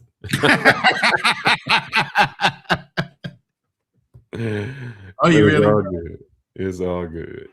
Not even a little bit. Not even a little bit. Fuck these niggas. Fuck them. I don't give a fuck. They don't put no money in my pocket. They ain't never helped me. I don't need these niggas. I'm here. I'm way up here. So all you bag chasers, all you millionaire, all these guys that are part of his channel, y'all ain't putting no money in his pocket. All you guys signing up for all these consultations, y'all niggas ain't putting no money in his pocket. This is the illusion that he has now that he makes money. He feels like nobody that helped him get there helped him get there. He did that all on his own. Yeah, that's the problem. That's where I cross roads at, where it's like, I don't need you. I'm here and I've made it. And I think, yeah, you gotta humble yourself. I stand on my own too. I'm a solo artist. I'm a solo act. And I got my friends with me. Why did I know he was gonna say that? I don't need none of these niggas. Not even a little bit. So even if you are offended, fuck you. I don't give a fuck. I don't care. I don't care even a little bit. Your father should have had this conversation with you and I wouldn't be saying this right now. Wow. I don't care about these niggas. So it's not, and I ain't, for what? For what? I'll never mention these niggas' names because it's nothing to shoot at. I'm shooting in the air because I'm way up here, nigga. But don't You he see them sound you see them butthurt clouds right because there? of Let me show you the clouds, nigga. Didn't he sound butthurt over the basketball players not saying his name? Yeah, But he don't but care. he way up there. He way up there, but he still needs some other niggas to say his name on their live so he can get some more clout and get a little bit higher.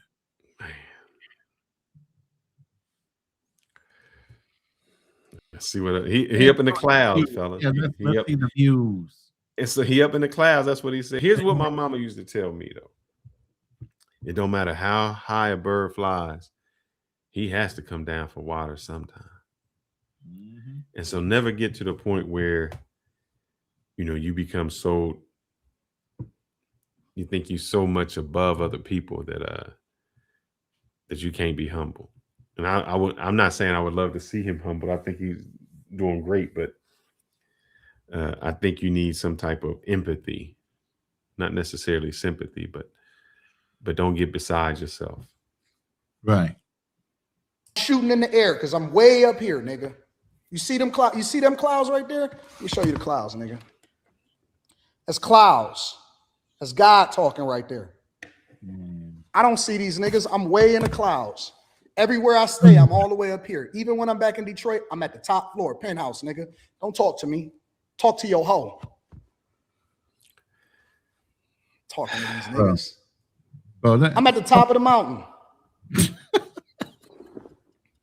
You can't ready to continue on with the show?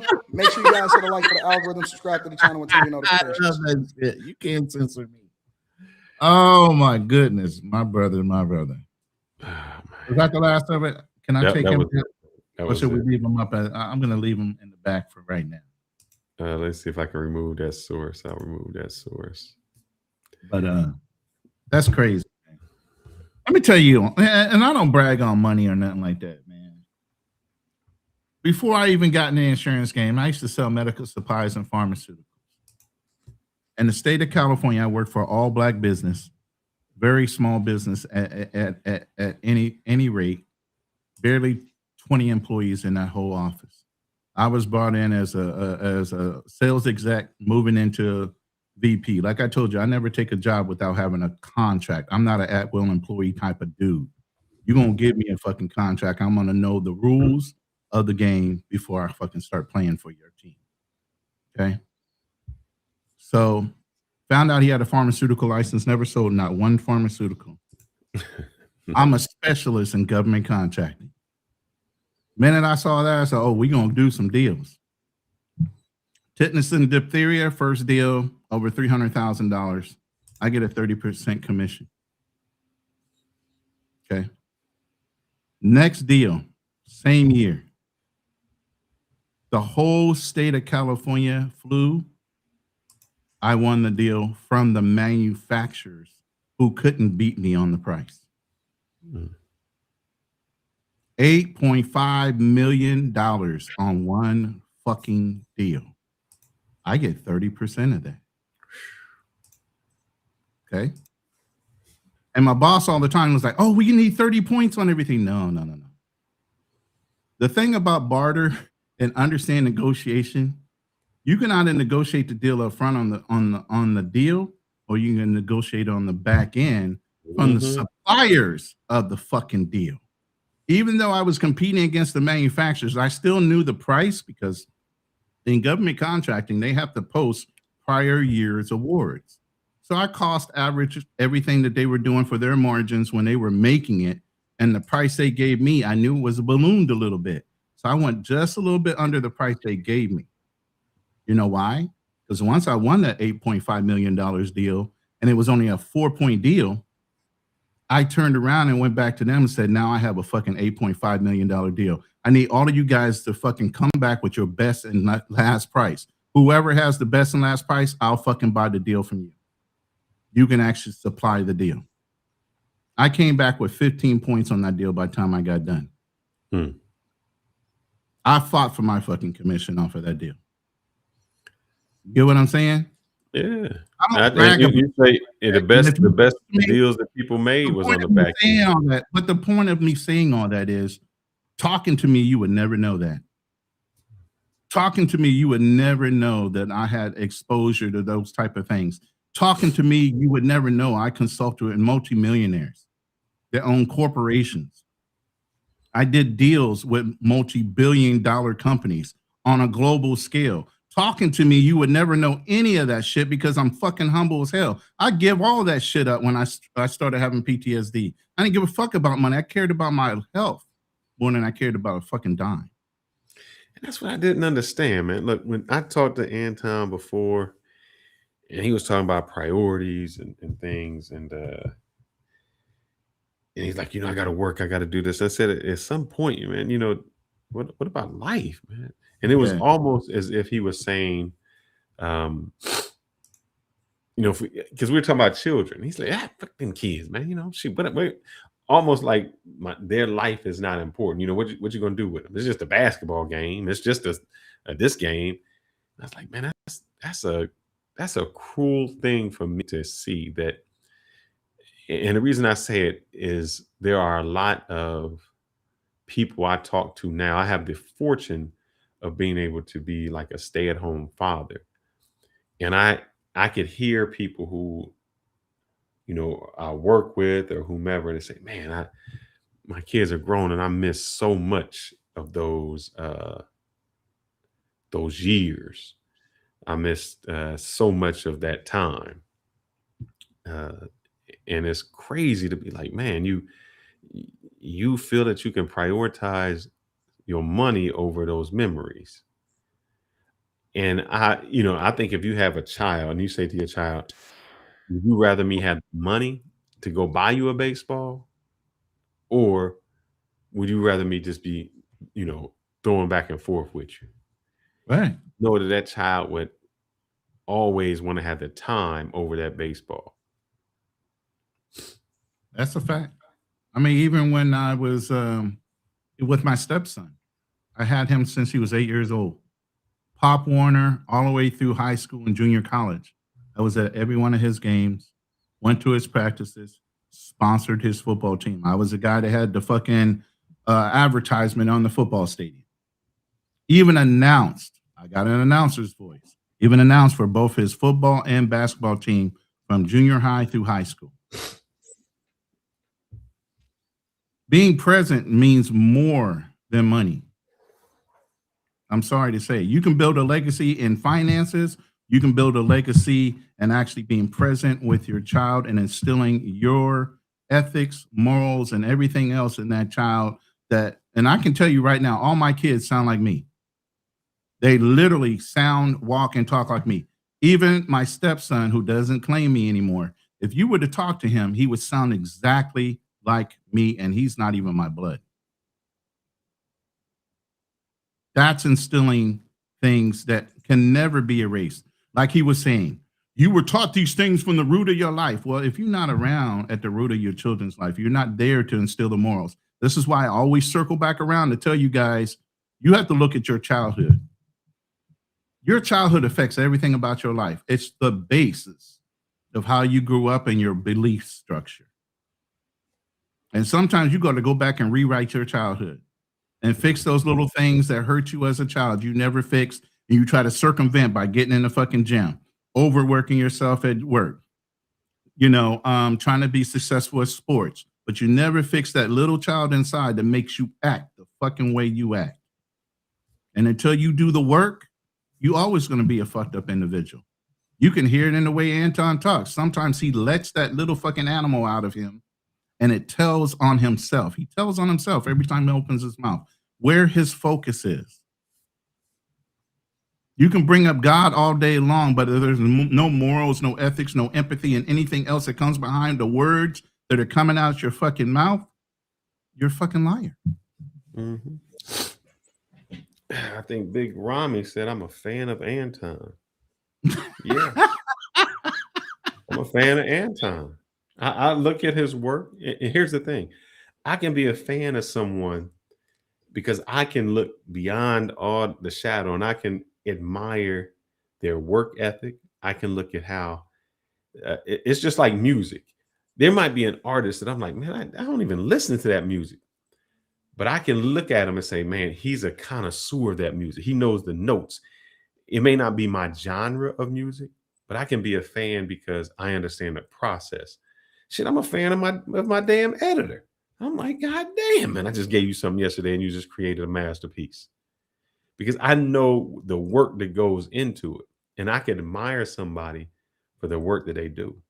I don't have to like, see, I can eat the meat and spit out the bones.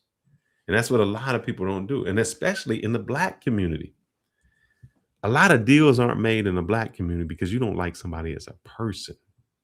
You don't get knowledge from somebody because you don't like them. I could care less about that. I was told as a young age, you know, I'm not at work to make friends. I'm at work to make money. And so I could care less about the other things. So if I look at Anton and say I'm a fan, yeah, I'm a fan because I seen that brother in one day throw out like 15 videos.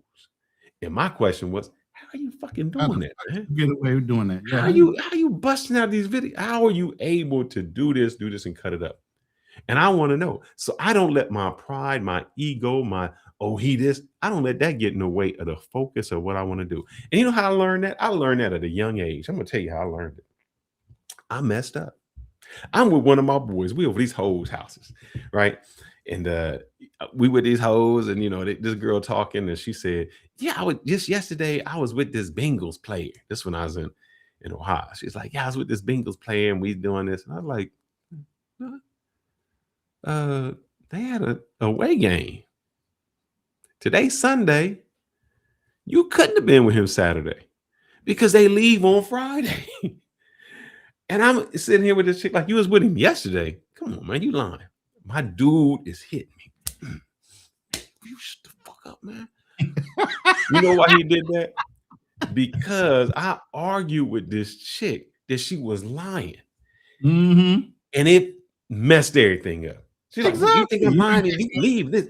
And he said, man, look, do you not know what the program, bro? Yep. He stepped me aside and said, bro, do you not know what the ultimate goal is? The ultimate goal is to hit it. What do you care if she was talking lying or not? You're not going to be with her. You're not going to talk to her after you smash. You don't want to talk to her. Focus on what you need to. All that other stuff is irrelevant. And I started to take that lesson into my life to say, whatever he's saying, that's irrelevant. This person, that's irrelevant. I don't care. Focus. And let's get to Just John, man. I see that he put something in the chat, and I got to ask Just John a question. Oh, yeah, he does. Yeah, hey, Drew said something in here, and Drew, we're going to get to that. But I think let's get to Just John. Just John, brother, where have you been? He says with the $5 super chat, what's good, Fearless? Been a minute, brother. Yes, it has been a long time, man. Just wanted to give you an update on my life, guys. I'm headed out to Pennsylvania to finish up my degree. Now, the last time we talked to Just John, he was dating somebody, wasn't he? He said he had him a girl. He was dating. He found somebody. He had traveled the world, but I want to know what happened to the girl. You know, are you still with her? You left her alone? What happened? The European chick, wasn't it? Yeah, somebody he met. I think he was in class or something like that, and he met a girl, and I thought it was, you know, going to work out. I'm wondering what happened with that. So we got to keep that. You're right, brother. Keep the eyes on the prize. And so I learned. You may say I'm a fan. I learned. And that was one of the things, Drew, you said he does. He does. Oh, look, I'm going to break it down. He does that live, and he's smart about it. He does a 2-hour live. He cuts it up in about 12, 13 seconds. He waits to the end to read all the super chats. He don't read it through. So when he cuts it up, it's a straight video of what he does. Then he reads the super chats. He goes to the next subject. So in that 2-hour live, he getting all the super chats he can. He don't read. Like we out here may say nothing. I told Ron, I don't really want to read nothing unless you super chat. That's the way he does. Ron don't listen to me. We gonna get him in the new year. I hope we get him there. But I'm trying, man. He ain't doing it. I said, don't worry about that. They don't super chat. They don't want to talk to you. You know, Drew will go on to Anton and and drop some dollars, man. I drop some money on Anton, and Anton don't even read it. Anton be like, blah blah blah. Don't give him no time. Don't give him no time. So I said, let's stop doing that. You want to get wealthy? This is the way we got to do it. But he'll chop that damn thing up into 15-minute segments. So as soon as he's done with his show, as soon as he's done with that segment, that one's already ready out. The next one is ready out. Then he'll take that one and chop it up into a short.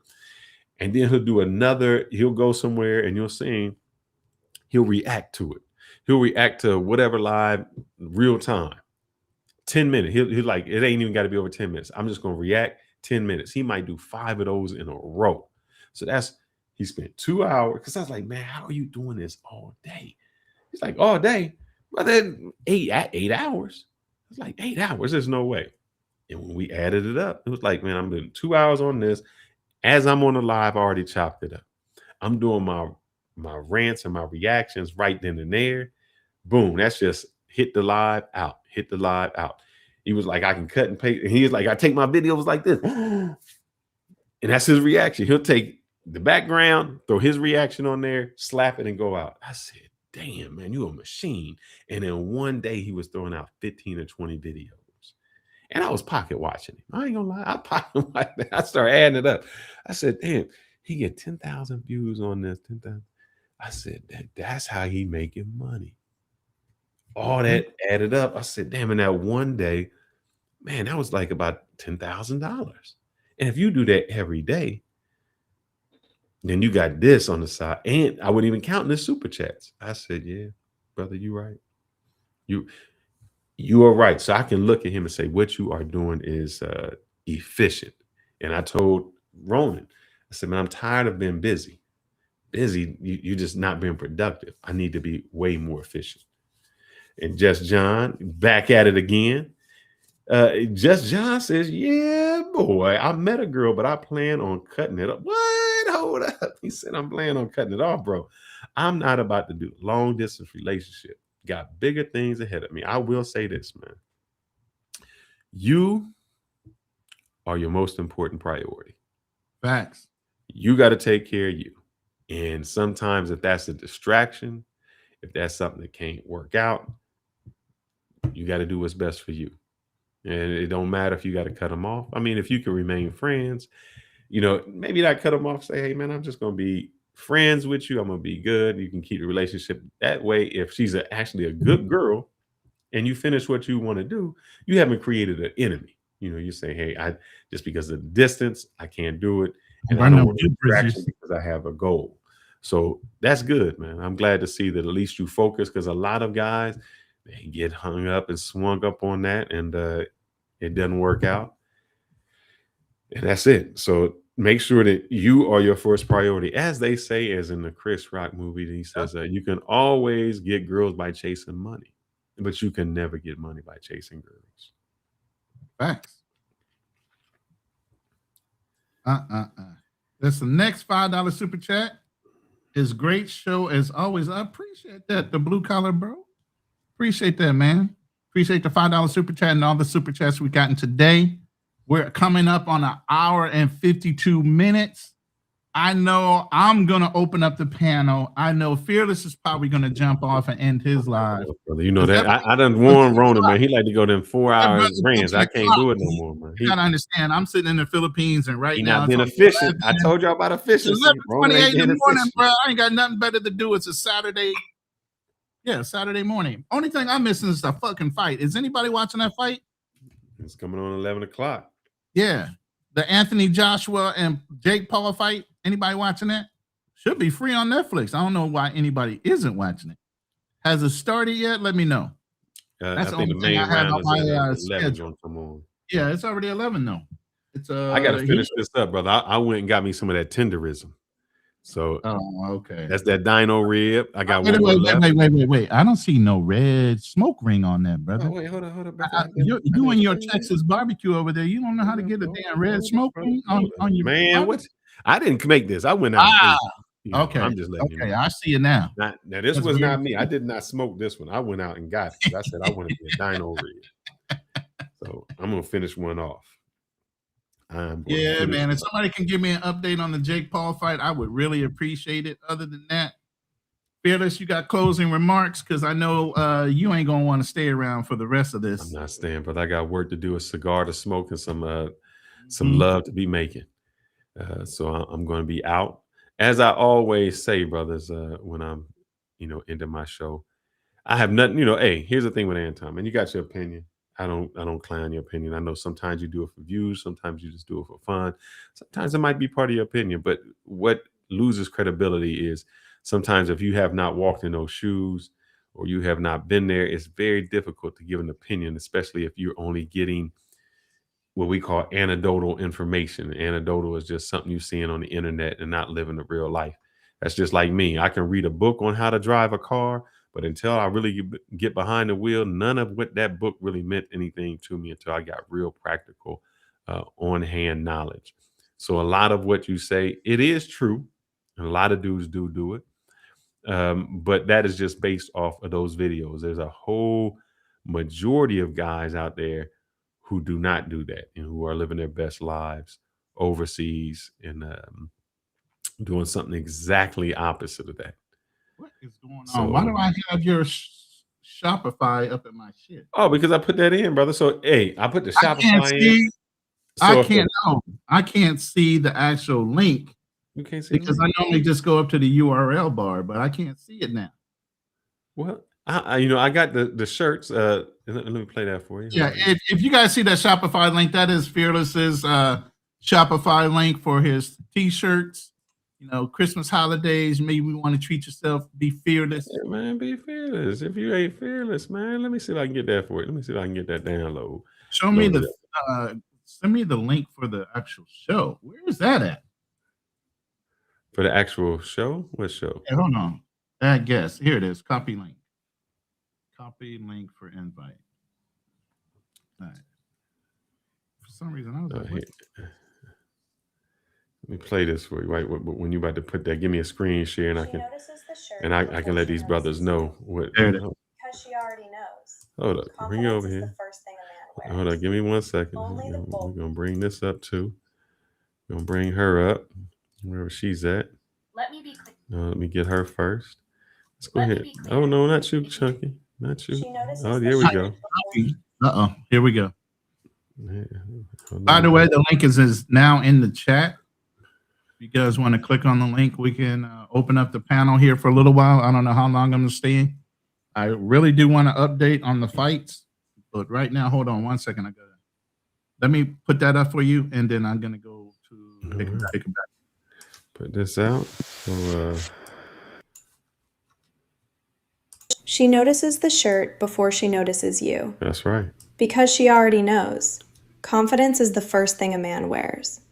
Only the bold dare to be fearless. That's right, boo. Tell them. Black, white, red, and pink. Because some things just look better when a woman's wearing them. Mm-hmm. Holidays are coming. Show up regular or show up fearless. That's right, boo. Tell Your them. move. Tell them. That's wifey right there. She tell them exactly how you got to show up for the holidays. Now, if you ain't got to, you gotta have a snow bunny in your life. If you ain't got no snow bunny telling them what to wear. Let me be clear. If you don't have this shirt yet, let me be clear. Yeah, if you don't have this shirt yet, you're already behind. That's right. This isn't just a tee. It's fearless energy. That's right. Black, white, red, and yes, I kept the pink for the beautiful ladies. Ooh, holidays are coming. That's right. Show up fearless or don't show up at all. Don't show up at all. Links right there. Mm-hmm. That's right. Don't show up at all. If you ain't showing up fearless, don't show up at all. That's the link for the t-shirts, brother. When y'all you want to walk in a holiday party, you want people to know who you really are, because the women gonna see the shirt before you get there. If you want to let them know who you really are, don't just wear it. Wear it right. Let them know what's up. They fit good too. They let your muscles show. Don't be afraid to show it off, especially for the holidays. Now, you might want to, on the holidays, I will say they get a little fit tight.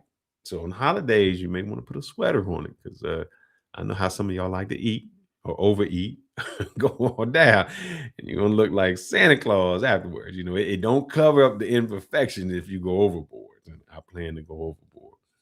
So you got to be careful on that. I wish, am I here? I wish I could bring somebody up, but I can't because I'm back. Oh, he's back. There you go. No. He can bring him up. I see Jeff John in here, so definitely got to. I'm not gonna stay long, guys. Let's see, 9:34. I think I got maybe I give out 6 minutes. In 6 minutes, Dougie Fresh, and I'm out. Ronan and Fearless, what's good? What's going on, my brother? Drew? Yo, same. Just John, what's up, brother? How you? I'm doing great, man. You know, making moves in life, you know? Oh, he Good, said good. making moves in life. I Hey, like that. I want to go back to the part we were talking about. Some of these guys is out there traveling. I made a 4.99 comment, fearless. One for you and one for Anton. So What's that? I said I made a You paid it. $4.99 comment. You said I don't tip out, so I just go to Anton's and tip out. I look out for you guys too. Mm. Mm. But yeah, I've noticed some guys in this travel, man, that like if you listen, like just truly listen to their reasons for traveling. Like I was listening to this one dude. I don't want to call his name. He's new in the game, young cat, just moved to Thailand. And he was talking about how he moved and he's doing it for his daughter. And I was like, so you left your child back at home to come do this? Right. Be a YouTuber? And he was like how he quit his job. And I was like, this is insane. I cannot believe what I'm hearing you say, and especially leave your daughter back at home. So I don't know, man. Some of these dudes are just I don't know if they listen or understand what they're saying, but it's incredible. That's a strange dude. And now I can understand if not to be at YouTube. I can understand like, look, I have to go over there, and I'm on a mission for 3 years, 4 years, whatever that case may be, to make as much money as I can, so that I can give them a better life. Right. But you're just having fun, Right. Exactly. And I got one other thing, Ronan. I sent you an email today. Did you see that email? I just saw the email before I got on the live. We weren't even planning on getting on the live until we saw this thing with Anton getting some traction. So we were like, fuck it, let's just go ahead and do it. I mean, Yo, is that true? You guys a couple of days. Yo, is that true? What? Did you open the email and listen to the video? I did not look at the video yet. No. Okay, so I sent you an email. In the video. It's the dude, this guy that's interviewing BMT, and he said he's gonna bring the Cambodian guy. Yeah. No, it's Vietnam. Vietnam, yeah. I know that. I know who you're talking about, the white guy. Yeah, and he said, BMT said, yeah, I might bring my wife out here. I said, wife? Why? Oh, okay. Oh, so he interviewed this white guy too, the homeless guy. No. This is a different white guy. Okay, hold on. No, that same guy in this picture that you sent me? No, I sent you a video today, I believe. Okay. Yeah, I'm only it's a clip. Oh, that was the other day. Hold on. Yeah. I sent you one today. I think I did. But in this video, the guy's interviewing BMT, and BMT said, I might bring my wife out here. And I said, bro, whoa, I didn't even know you've gotten married. So we can add his name to the list of success stories. Yeah, but I know somebody. Here's the thing: people are messy in this space too. I hate to say it, brother got on a different person's live and saying congratulations to BMT and his Thai girlfriend. They're pregnant. But how fucking messy can you be? I had heard they said BMT said that on a live. After the fact, most likely, but I never heard that he had even announced that his girl was pregnant before this guy had gotten on somebody's whole nother panel in a whole nother room and said congratulations to BMT. Trying to be messy. You know what, as well, like, I think people value privacy too, because online can get messy, it's the internet. People are going to do shady stuff against you, just comes with the territory. We know in a bad way. Yeah, but I think it's kind of like what I think is I've been noticing O'Shea, he did 2 videos, right? He went off, not go off on Anton, but not just Anton. He did a video on a female who, she said she was a midnight ballerina, and she was explaining her story. And then there was another person that he did and I think Anton did one too. This young girl, said she got, some type of STI or STD from a guy she was messing with. And I'm like, why are people putting so much messy stories on themselves on the internet? I don't understand. Like, you're almost having a confessional some of them having confessionals in their cars of the stuff they've done, and then they get upset when people critique them or come back and say, I can't believe how stupid you are. By the way, subscribe to my new channel, Wealth Talks, Legacy Walks. Hold on. So my bad. I know that Fearless's time right now is, very limited. So I wanted to go ahead and take advantage and ask him a question really quick. Yes, sir. By any chance, do you do like fitness consultations? I have. Because I'm interested. If you're still doing them, of course, I'm interested. I haven't done it in about 3 years. Not that I do it for myself, and I have no problem in doing it. This is what disappoints me, and it disappoints me also because I also, I'm in cyber. I do AI, and a lot of people have said, "Hey, can I do it?" And I am always. I'm not a person who says, "Oh man, I'm just trying to get this money from a consultation. I'm just not trying to get this." I always believe it's a reflection on me. So your success or failure is a reflection on me. And there was a lot of guys who heard the money that I made inside of me doing IT, and they're like, "Oh, I want to do that." And I say, "Here's the easy path to get there," but they never do it. And I say the same thing about fitness. If you showed your picture and then all of a sudden 3 months later, you're looking like, "Oh man, like busted and disgusted." I don't want nobody blaming me because I can give you the blueprint. I can tell you how to get there. I can coach you. Matter of fact, let me think. If I don't even know if I got it on this phone. I was gonna show you some of my evidence. I have to find it on another drive. But those are people who are dedicated, who say, this is what I want. And in 3 months, they change who they are. And so my thing has always been like this.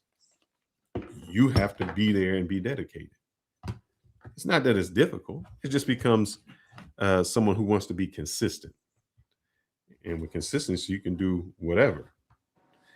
And so that has always been my thing. And I got with people who just were not wanting to be consistent. January is always great. It's the mid-February where they drop off.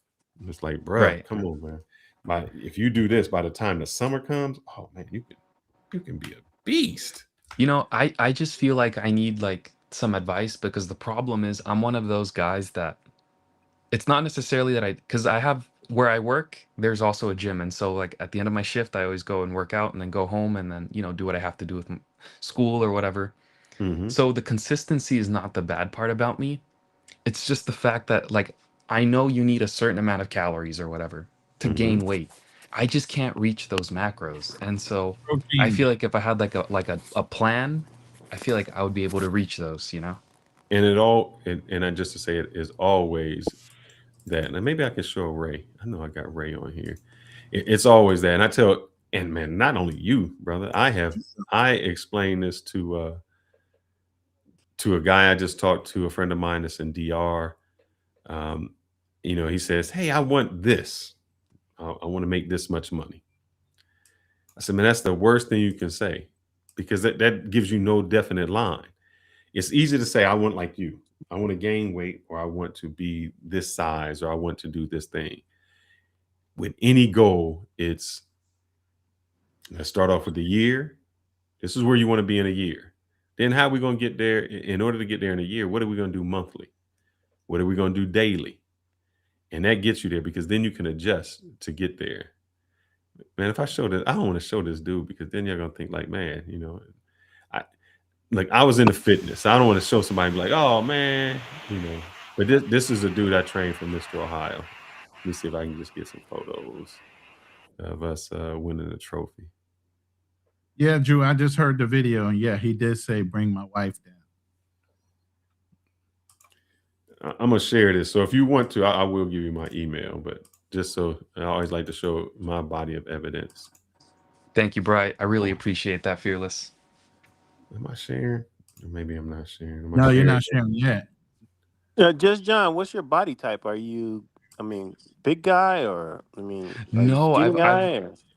Yeah. So as I said, I suffer a lot from the fact that I really I feel like I can't eat as much as I need to. So some days I won't even reach 3 meals a day. And it's just because it's really hard for me to like stuff myself with Like you food. said, it's more your macros than eating.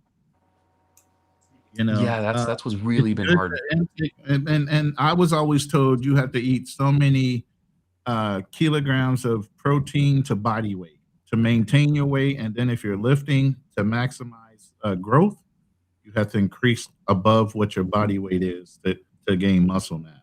Well, no. Well, here's the thing. What is and you know we can talk offline, but what is your body weight? I'm 6'4", and I think I'm like 180, 185, 182, somewhere around there. So you're a lean build. Yeah. So here goes the other question. When you say I'm going to put on weight, why? You know, I've been doing this for quite a while now. I think I've been doing this for maybe close to a year. My consistency in the gym, right? Mm-hmm. Um, you know, it's an investment I did in myself, you know, because there is That's one where I great. work, it's not necessarily free. So, you know, if I pay for it, I have to consistently go. So I made that my first goal. That was like my No, initial. my question is why the bulk? I want to improve my physique, you know. I want to go on this journey where, you know, now that as well I'll have a little bit more time in my hands because I'm going to be quitting my job soon, you know, because I'm leaving. I'll have more time in my hands, etc. And I want to see growth in myself, you know, not just in physique, but in my life as well. And No, this is no, no. something that Let I me really ask it a want. different way. I'm sorry. Let me say it a different way. There is a lot of guys that I have met that you think, man, he looks like a giant, on the screen. And when you meet them in real life, they're not giants. They are just cut up. And that definition makes them look like giants. And the reason I say, when you say you want to put on weight, do you think by um, getting aesthetic, leaning out, six pack, things like that? Oh man, where's Mike at? I think I know where you're going with this. Would you think But that I don't find this dude while you're doing that, and maybe this will give you a notice? But go ahead. right. So my end goal of even starting fitness was never really about looking big because you know, Mhm. I think people have that desire of I think that's why people aren't consistent in the first place because they want to look like John Cena or something crazy. And when you give yourself an impossible goal, like, well, it's not impossible. Like, I'm assuming it's possible for some, but I think when you set your goals too high, you know, it's so easy to quit in the early stages of that buildup, you know? Hey, And Just so John, for me, it is was there a never. body type that you model yourself after or like you aspire to? I mean, is there like maybe a celebrity or somebody we could like visualize and say that's the body type I aspire to be like? No, I just want to be the best version that I can be. I don't really care about looking like a celebrity or anything like that, you know? This for me is just personal and it's health as well, health wise. You know, I think it's just super important to stay healthy. Not saying that you have to be big to be healthy, you know, but I am interested in transforming myself because I'm also evolving in my life. So, you know, I want to definitely, you know, have that change. I think 6'4", 184 is actually a pretty decent weight. I mean, if you Yeah. consider BMI and things like that, I think that you're at the optimal weight. Yeah, that's why I said, do you want to just trim it up? And I'm going to show you this gentleman. He's a good friend. Yeah, Um, I yeah. want definition. I'm gonna say I want definition, All but right, I'm not then looking to be. that's Yeah. what we getting at. So I'm just going to share this screen real quick, and I don't know if I have audio on. Let me know when you can see this, and bring him up. Hold on, I got it. This dude is Mike. He is probably 140 pounds. I mean, with a shirt on, you'd be like, man, dude is just. Let me see if I get it to play. With a shirt on, you wouldn't know anything, But you talking about ripped up. I think he even gonna show his tricep on here. You know who's like that? Obstacles. Yeah. Obstacles right So now. look, You like this. Like see how cut he is? Like Yeah. that. So when you say you want to get bulky, I mean, if you see this dude's tricep, I mean, crazy. He got cuts where there are no cuts. Or even like a David Goggins type body type. So that's what I say. Is it necessary that you know, when you, and I'm just trying to define, is it that you trying to pick up weight or you trying to be more aesthetic? Obstacles. Stand up and show them the abs, bro. Show him. You don't even think this brother's ripped like that. Go ahead. No, we don't need to see all that, man. Come on. Hey.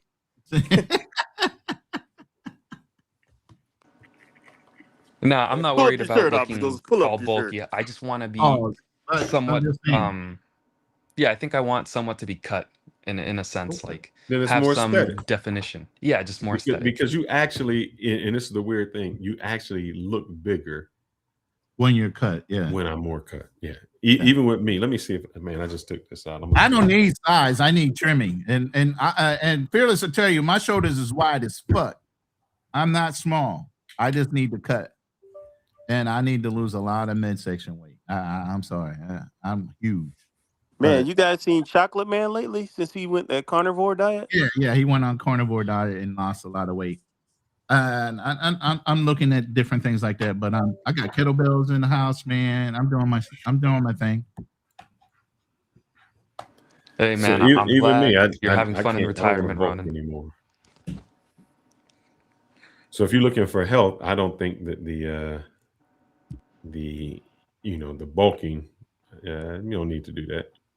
Be careful with the shredding too, man. I mean, there's a lot of brothers that have died. A lot of bodybuilders and fitness gurus have died, even though they were nice and shredded and everything else. So, make sure you're maintaining good nutrition and everything else behind looking good.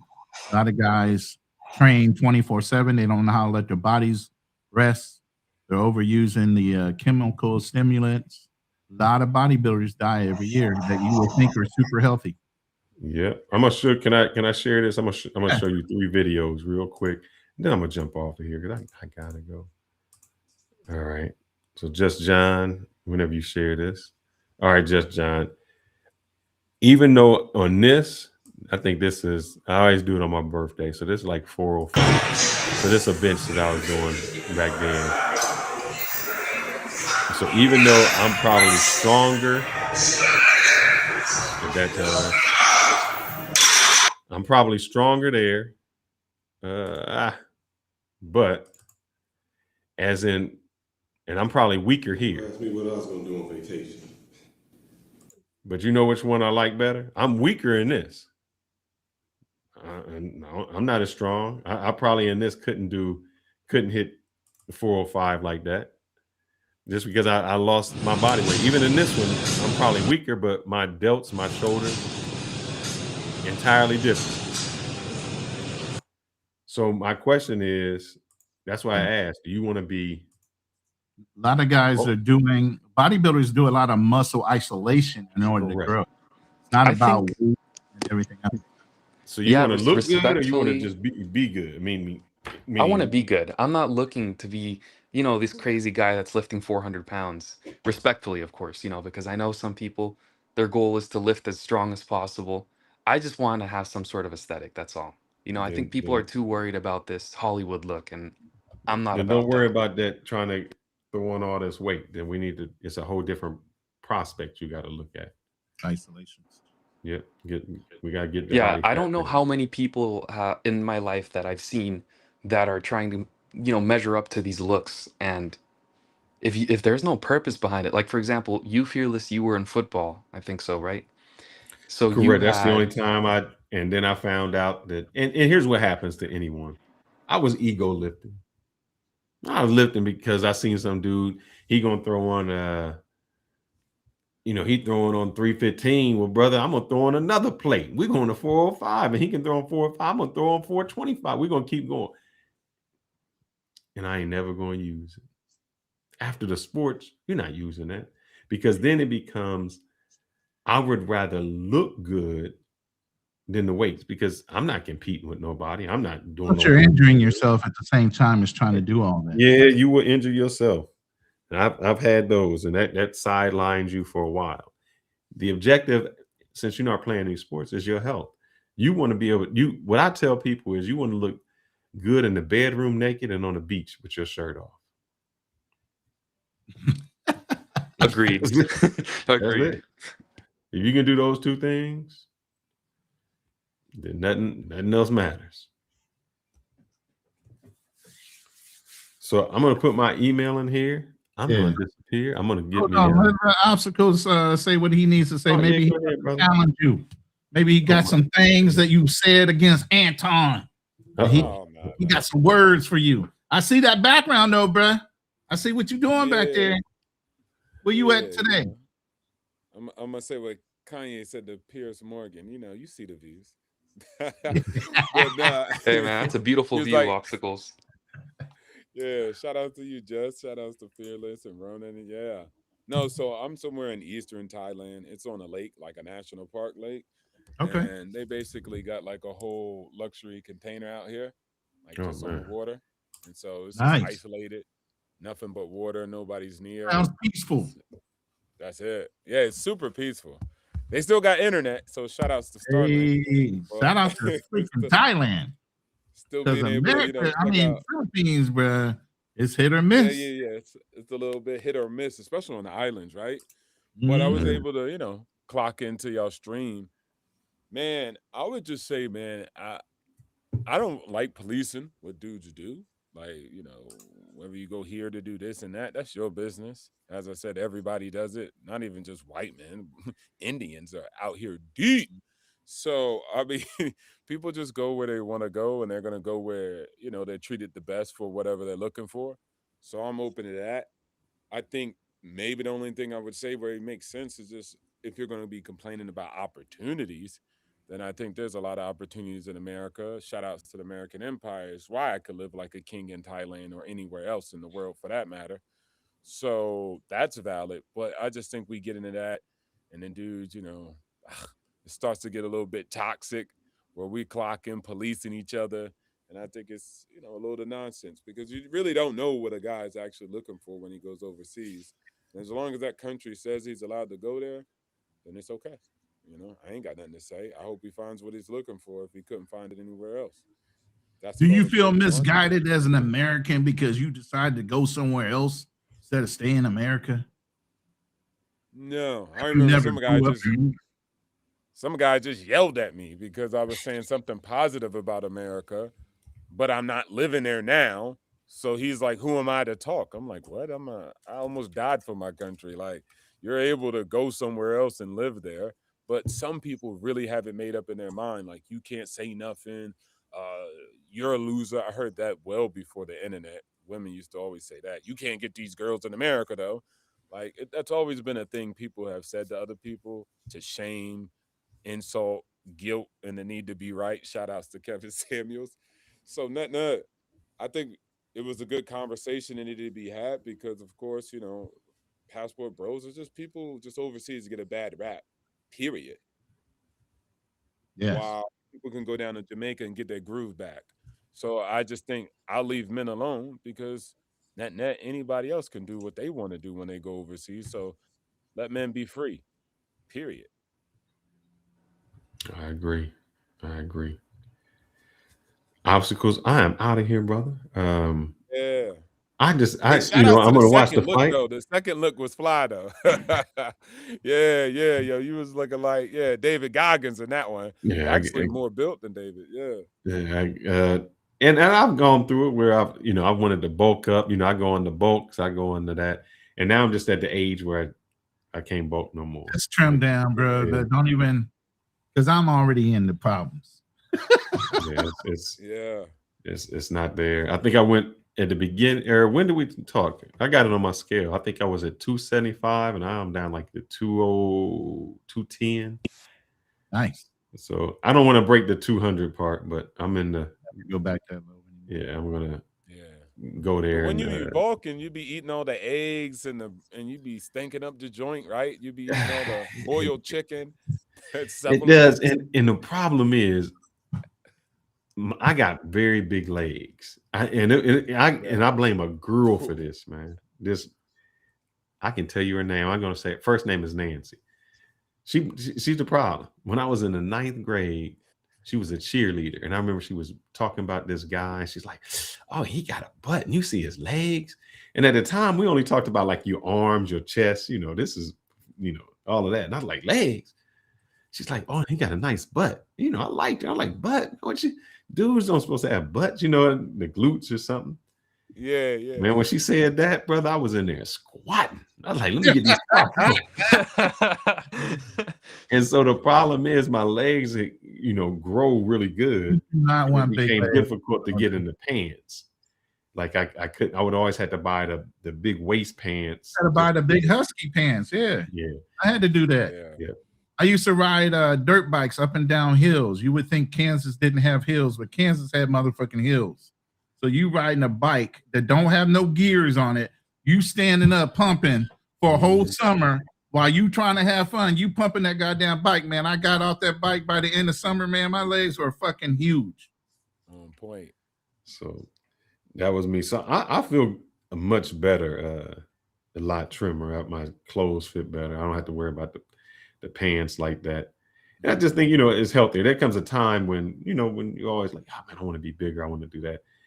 And it looks good. Like I would look great in a t-shirt.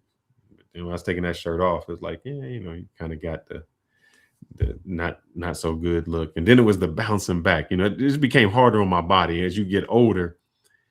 The bulk up, the slim down, the bulk up. And then I was only bulking up to just lift heavier and stuff. And I'm like, man, I don't. You seen I benched, I think my record was let's see, a 25 on there. That's 54, 465 is what I've benched. And now, man, I don't even, if I put on 225, that's about it. That's as much because I don't need to. I can do that just like with that anyway. I'm like, I see the young dude in there putting it on. I'm like, I'm good. I don't need to. Yeah. So I almost wish I never picked up a weight, man. I was in martial arts. I boxed. I'd done a lot of things on just calisthenics. And when I first started picking up weight and then actually bulking up, it was the beginning of the end, man, because you can never stop. And for health reasons, man. Because I seen the last time you was on here obstacles, man. Walking on the beach with the camera up like that. Yeah. My brother was flexing out there, He was flexing that day. He was flexing that day. He had the abs. I was trying to get my fearless on, you feel me? I was trying to be like that. Yeah. So that's always a good thing, man. And I think Just John, I think that is if you look, he probably won't flex on us today. But if you look at how obstacles is built, man, it's an optimum look. You look, especially when you're wearing like a fitted shirt, man, it gives you that whole V frame. It actually looks way better than being bulk. Just the whole tapered look, entirely different. It goes a long way, especially when I'm walking on the beach, man. It's ridiculous. Even little kids will be like, they'll look up and be like, oh my God. Like, they're like, what the heck is that? So a lot of guys can lift a good amount of weight, but when you go to the midsection, not a lot of guys have that V shape. And they definitely don't have a six pack. And then you just stand out in a crowd of that.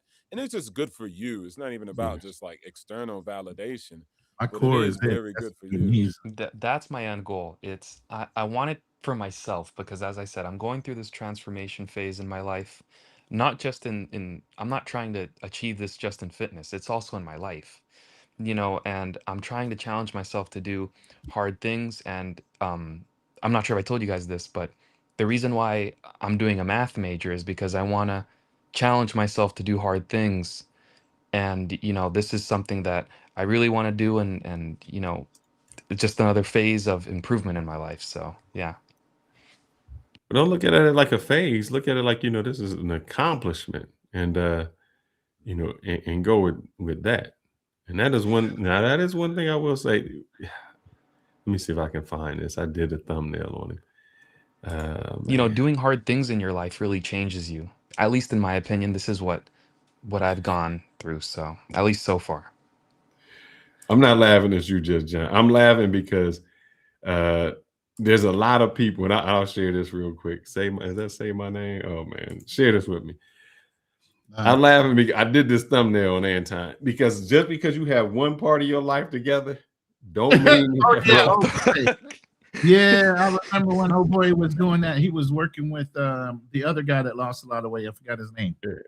And so he may have some discipline in the finances, but he doesn't have the discipline in the other aspects. And so it's good to have an all around your body, your mind, your health, all components. So whoever did that did Anton dirty. No, that's a real picture. If I pull them up right now on the internet, that's a real. Yeah, that's a real picture. I just changed. You look like I that. put a Kenyon Martin's face on it for a thumbnail, but that's a real picture. Okay. I thought it was. Yeah, that was really him when he was going through a weight loss journey. I think he's done a lot of good weight loss. But he was working with God, I can't remember the fitness guy that was online, started like 300 some pounds and now down. Everyone starts somewhere, man. So yeah. I just don't think he continued, but that's just the consistency part, man. It's a lot of people I know, whether it's finances or anything like that, they fall off because they just don't know the end point. At any part, you have to have a goal. If not, it's just like if you said, "Oh, I'm just going to school," and you never went from the first grade to the second grade. You're just always like, "Oh, I'm in the first grade," and 3 years later, you may go to the second. Then you're going to jump to like, "Oh, maybe I'm in the 10th." There's no consistency, nothing to build upon. So you need to have that as this is where I want to be, or I see myself, whether it comes with money or schooling, to say this is where I want to be in this amount of time. Because if not, if you say this is where I need to be in a year, it becomes urgent. And that's why a lot of people you see, whether it's a woman who says, "Hey, I need to lose this weight for this wedding," or "I need to, guy, I'm going on a beach vacation, I need to lose this." They lose it because it is a time goal and they know that they have to be there. So that's what you have to do. I think you got a super chat. A lame, go ahead and throw that up. A lame with money is still a lame. Hold on, let me put that up. Oh, yeah, it's up. It's already up. Yeah, he's absolutely right. And we've said that earlier. I wish you were here earlier, Passport Bro Army. We said that. It doesn't matter. I mean, back in the day, we used to, and Gen X especially, a lot of guys, when they were lacking in something, they would hit the gym to bulk up. They would accentuate their talent, whether it be in music or art or whatever, in order to get an angle to get women. But they really never worked on who they were as individuals. So at the end of the day, it doesn't matter how big or how rich or any of those things. If you still haven't worked on your core of being able to communicate, your mental and all these other things, you're still the same person that started off weak, but just hit it through your size or your money. I'm going to say something. I hope I don't offend you, my friend. So please, and I'm going to sign off after this so you can say whatever after. This is for Mad Villainy 6845. He says, "I know if I leave the US, I'll slim down tremendously." No, you won't. No, you won't. And I say this because it's your habit that does it. When I was a young man, I worked for this rich guy. He worked at Huntington Banks. He was the executive vice president. I used to mow his lawn. I used to clean their pool. That was what I did in high school to make money. And his son was telling me the story like, "Oh, my dad was the first black dude that did this, this, and this, and all of this." And I challenged him one day. I said, "Man, you only rich because, you had a dad to send you through this and this." And he pulled me aside. He said, "I would be rich no matter what I did because it's my mindset." And I said, "Man," he said, "when you have a mindset that way, it doesn't matter what situation you in, you're going to succeed." And so I'm going to say to you, if you have to leave the United States to trim down, you're not dedicated. That means you're going to leave the US and do the same habits that you do here that you do there. If you can't develop do it, worse ones. Correct. So don't blame your location. for your situation. Damn, that's a gem. I'm gonna leave on that. Don't blame your location for your situation, brother. It don't matter where you at. You should still be able to say, I'm here and I can do it. You gonna tell there's dudes in prison who ain't got the protein, who ain't got the gym, who ain't got nothing, and they come out bulkier than how we look on the outside. So you can't, and they in a place that don't have all the things that they need, and they still accomplish that. So don't tell me what you need to leave to get there. You can still do it, or you can at least put the foundation to get there, because it's the healthy habits, it's the consistency that gets you there. Leave it. You have a choice. When you go to the grocery store, whether you want to get some fruit and vegetables or you want to get McDonald's, all of those are choices on what you want to do. You want to get the soda or water? Yeah, you're not making the choices before you leave. You ain't going to change up all of a sudden. The food might be healthier, but it doesn't matter. What was the bar? What was that again? Don't blame your location for your situation. Oh, there you go. And with that, brother, I'm out. I'm gone. I'll listen on the back end. I'm gonna have a fearless good man. Yes, sir. Hey, Merry Christmas too. If I don't see you for the rest of the week, so Merry Christmas, guys. Yes, sir. All right, hey, obstacles. You just came up anyway, so I'm gonna get at you first. I see you were active in the chat during the live. What was your opinion on some of the things that Anton has said overall on just brothers traveling, whether you passport bro or not? Because we're both military. We don't consider ourselves passport bros, but we do encourage brothers to want to travel, experience life, and I think you would agree with me that as you travel, you gain worldly knowledge. You're not so much in the American bubble. You know what I mean? Yeah. So then, even if you go back to America, you're smarter for it. You're more knowledgeable. You have a better appreciation of the country you came from. Mm-hmm. So where are you at with that? Yeah, a lot smarter. I agree. There might need to be some cleanup, and this just needs to be talking to how the person decides to talk to him is their style of communication. But I get some of the gist of what the argument is. Mm-hmm. I just don't think that the masses or the majority of them are in that category. And so that's the part that needs to be addressed. Exactly. And then also there's some too, even with the majority, they still do this comparison thing. And you heard me say it many times before. Anton was having this, statement about it. But it was like, guys, look, America is great, bro. Trust me. Like, you just got to figure out opportunities, period. And if you go over here, there's different opportunities and there's different hardships. So I would say that it's good because it's got us having this conversation. But I think it's as far as we have to be, kind of careful about when we approach it, because of course, when we do things, people are always going to look at it in some negative connotation, and we don't need to be having what's it called, friendly fire too much. I think Anton, in one of the videos you guys were playing, he was actually telling another guy like, yo, stop saying what you're saying about men because it's very corrosive and it's taking the attention off of women. And so you think Anton was being a little disingenuous with some of the things he says for clicks and views more so, or pandering maybe to a female audience, even though he's been quoted plenty of times after he's come back from trips and had conversations with certain women, telling brothers to go and get their passports. Like Japan, when he went to Japan. Deal with. Yeah. So you think he's being a little disingenuous for clicks?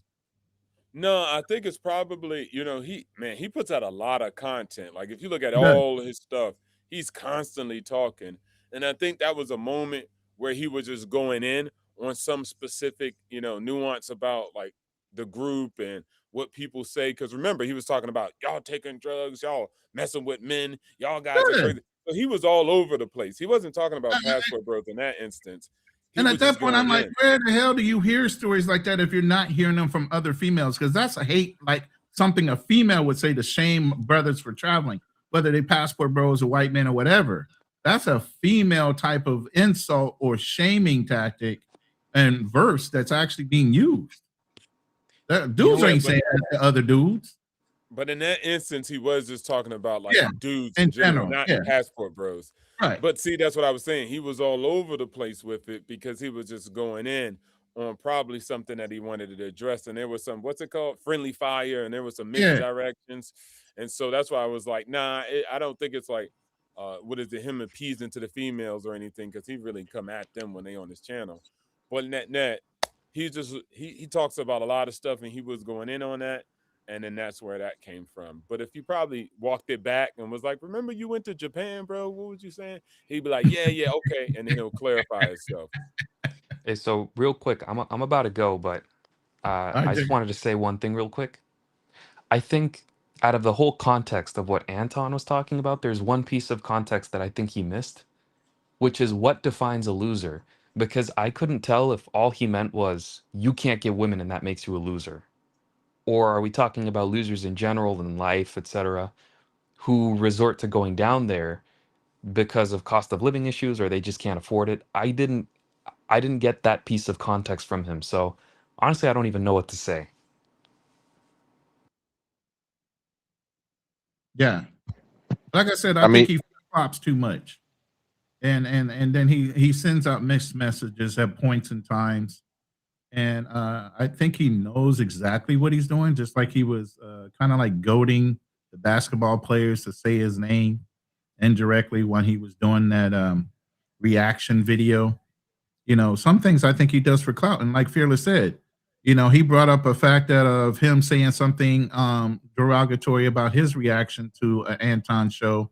And Anton's like, that's the show. That's not real. So Anton outright says he'll do certain things to get reactions for the show, but that's not who he is in real life.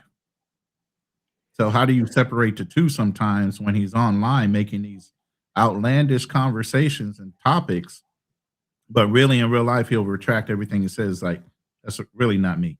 That's not what I believe. I just said Right. it. With that being said, guys, if y'all don't come back on for the week, Merry Christmas to everyone. You know, I hope you all spend it great with your families. Obstacles, I hope you're having a great time. Congratulations on getting back into school and moving towards bettering yourself and a degree and whatever you're interested in. That's awesome, man. Thanks, Ronan. I appreciate that. Hey, you guys have a great Christmas. Obstacles, have fun in Thailand. You know, all right, guys. That's his home, man. He over there on the majestic lake over there with barely a ripple on the water. What's going on, Joseph or Yusuf? I always mess that up. How do you like it? Yusuf, Joseph? What's up, man? How y'all doing? Huh? Good. Y'all doing what? Cool. What you got on the topic? Were you able to listen in on the show earlier? Hopefully. Yeah, about 30 minutes of it. But the moment y'all started talking about it, I mean, that's like Obstacle said earlier. He's a content creator. I remember a time when, maybe 3 or 4 years ago, he made a similar clip that went viral. That was the complete opposite message. It was that you black men need to leave. You need, you know, you can't deal with these American women, and he's gonna say and do anything that's gonna get some sort of traction in the same vein that a Canvas Samuels would do. So he's taking the same page out of his playbook. Makes sense.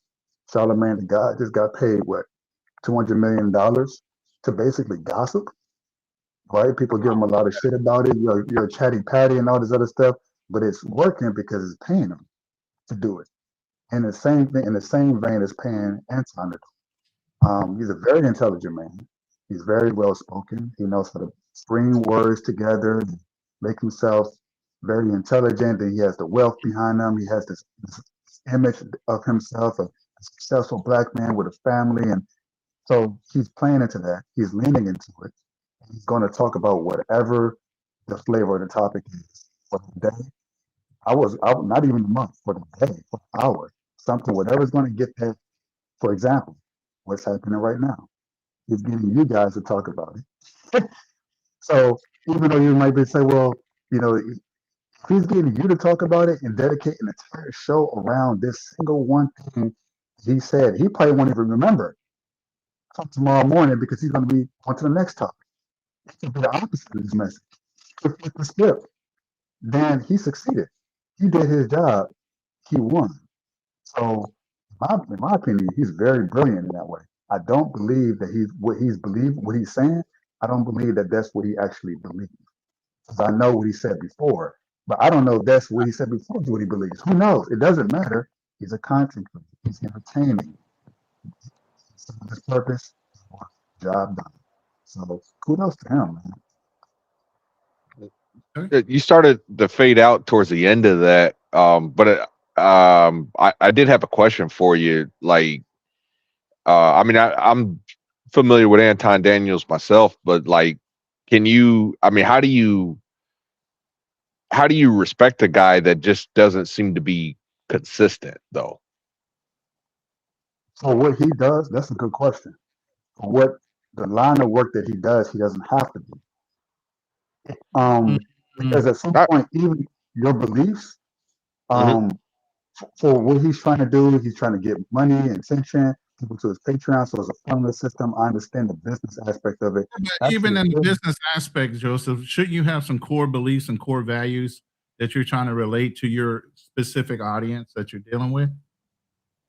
I agree to a point, but I just don't. I think he already made that decision that he can have his core beliefs and values. It doesn't mean that he has to stand on it and talk about his core beliefs and values exclusively. So he can talk about a different perspective of things that he may not himself believe in. So you would say that's duplicitous. A lot of us, it would be. But for him, it translates to dollars and cents. So for him, it makes financial sense to do it. So I don't personally agree with it. I agree. I would personally like to stand on a certain stance. But for him to get the kind of reach that he has, he's going to play both sides of the fence. I don't, again, morally, personally, I think it's scummy, but I respect him in the business decisions that he's making. Kevin Samuels did something similar. He started off talking about the man. He saw that, oh, wait, this woman thing is getting traction. Let me go ahead and switch over to this. And then he doubled down on that, which made sense financially. But then you see it actually ended up costing him a lot of stress. But Kevin Samuels. Hold on. But yeah. Joseph, here's the thing.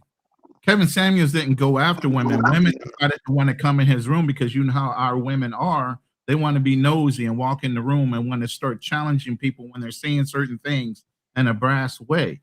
But Kevin Samuels spent years just working on men and being very direct to them.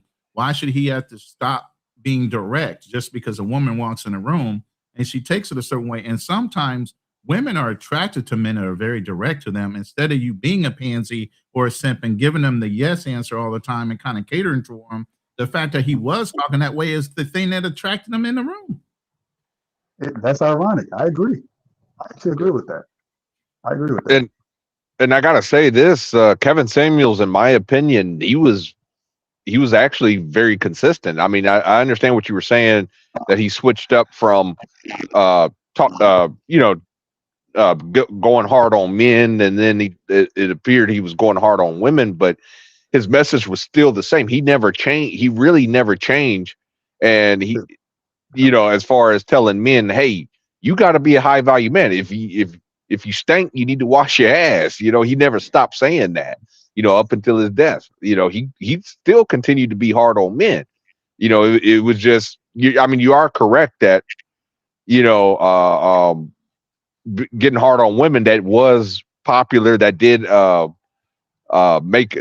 make more of his money and things that get him more views and stuff, but in my opinion, he stayed consistent. I just think Kevin Samuels in a sense was telling the truth versus what Anton Daniels is doing.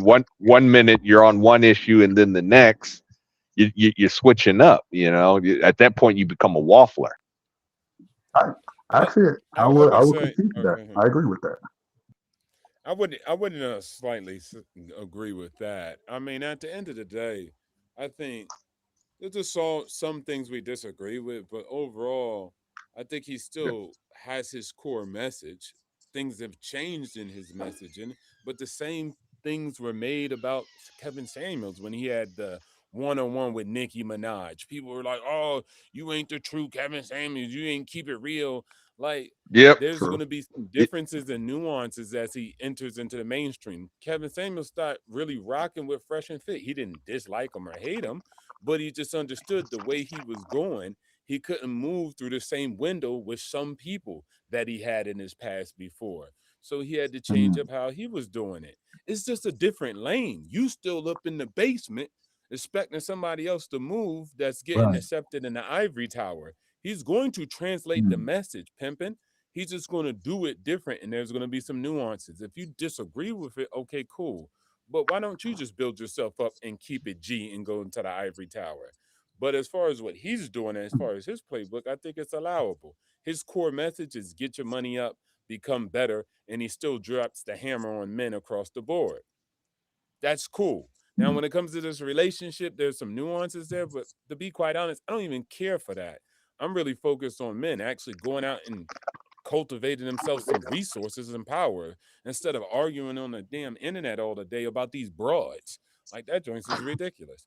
But people are going to do what they want to do. But I think he's okay overall. He ain't totally sold out and was like, yeah, you should start kissing men, Darnell. He ain't do nothing like that to y'all. He just said, and it don't matter, you could stay broke and be a bum. He ain't do that to you. The people who's been hurting you the most has been doing that to you. They're telling you to stay a bum. They're telling you money doesn't matter. They're telling you that it's okay for you just to stack boxes in a warehouse your whole entire life. And then you should be able to get the top woman in the galaxy that love. Come on, man. These people are selling you lies. Worry about that. I'm a king. I'm a king. King of what? I know, right? Shout out to KS because he did used to drop the hammer on men. And I think most people just don't even understand that. He spent years doing that. And then guess what? He did. Even when he went in, he still did shows. Y'all just didn't watch it. But Kevin Samuels still did shows about men. People just didn't Yes, watch. he did. They were only looking for when the women came on. But Kevin Samuels was still talking to men. That is Like, yo, true. clean your room. Hey, yo, you should join as a wolf pack. A bunch of men should come together and live together and build up their early lives from the age of 20 to 30. You shouldn't be trying to move in with a broad. You should be linking up with men of like-minded. He did a whole stream about that. Nobody was listening because ain't no broads call and ain't so just as bad as the women are. Y'all ninjas is bad. Y'all don't want to look at nothing unless it's a broad on there. Yeah. No, you got a point. That's Y'all true. didn't like Kevin Samuels until he blew up off of the women's stuff because he was taking all your rage bait and putting it, and he wasn't really, crashing out on women. They were crashing out themselves. But then y'all wasn't linking up with Kevin Samuels when he was in the trenches talking to y'all. Y'all didn't care. Y'all didn't support. Once a broad came in, you like, oh man, KS, I'm about to watch today. Put her in check. Down to all these women. He talking down to them. When actually he was trying to wake them up and shake them awake. Wake them up. And that's the whole thing. And a lot of people want that soft tone, but sometimes you got to shake people awake because they're just so used to the status quo. If you don't know how to use a little harsher and stern language with somebody, they're just still going to be walking in that fucking fog of life and not really want to change. So sometimes you got to use a certain verbiage and a certain tone with people to shake them verbally awake.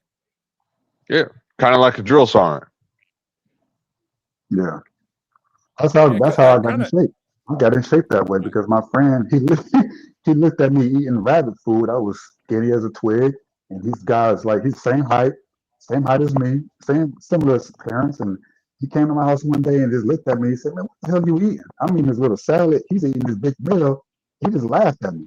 I was like, man, what you laughing at, bro? What you laughing at? I said, man, you say you look so weak and pathetic.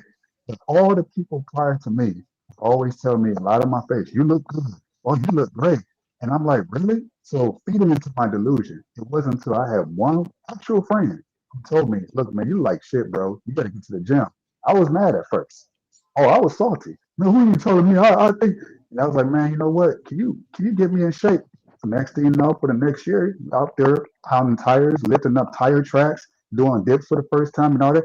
That's how I got into the shape I got into. And that's why I had the picture I have right there in my profile pic. Because of one thing he said, he told me the truth, right? But it had to come with a little bit of not harshness, but more of a sternness.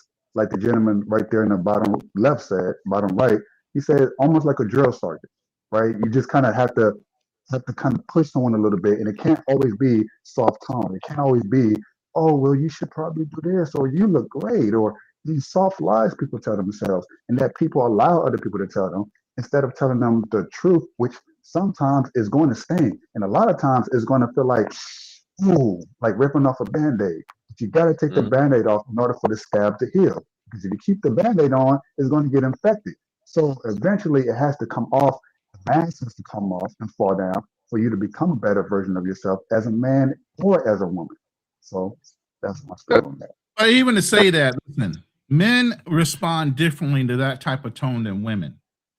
Women want it soft and sweet, where men only understand through pain and through consequence do they make changes or choices in life. And that's the thing. When we talk to each other, we're reinforcing that type of lifestyle. You're going to go through, as a man, if you don't know this by now, I'm going to tell you right now, life is pain. There's not a lot of pleasure in being a man compared to being a woman.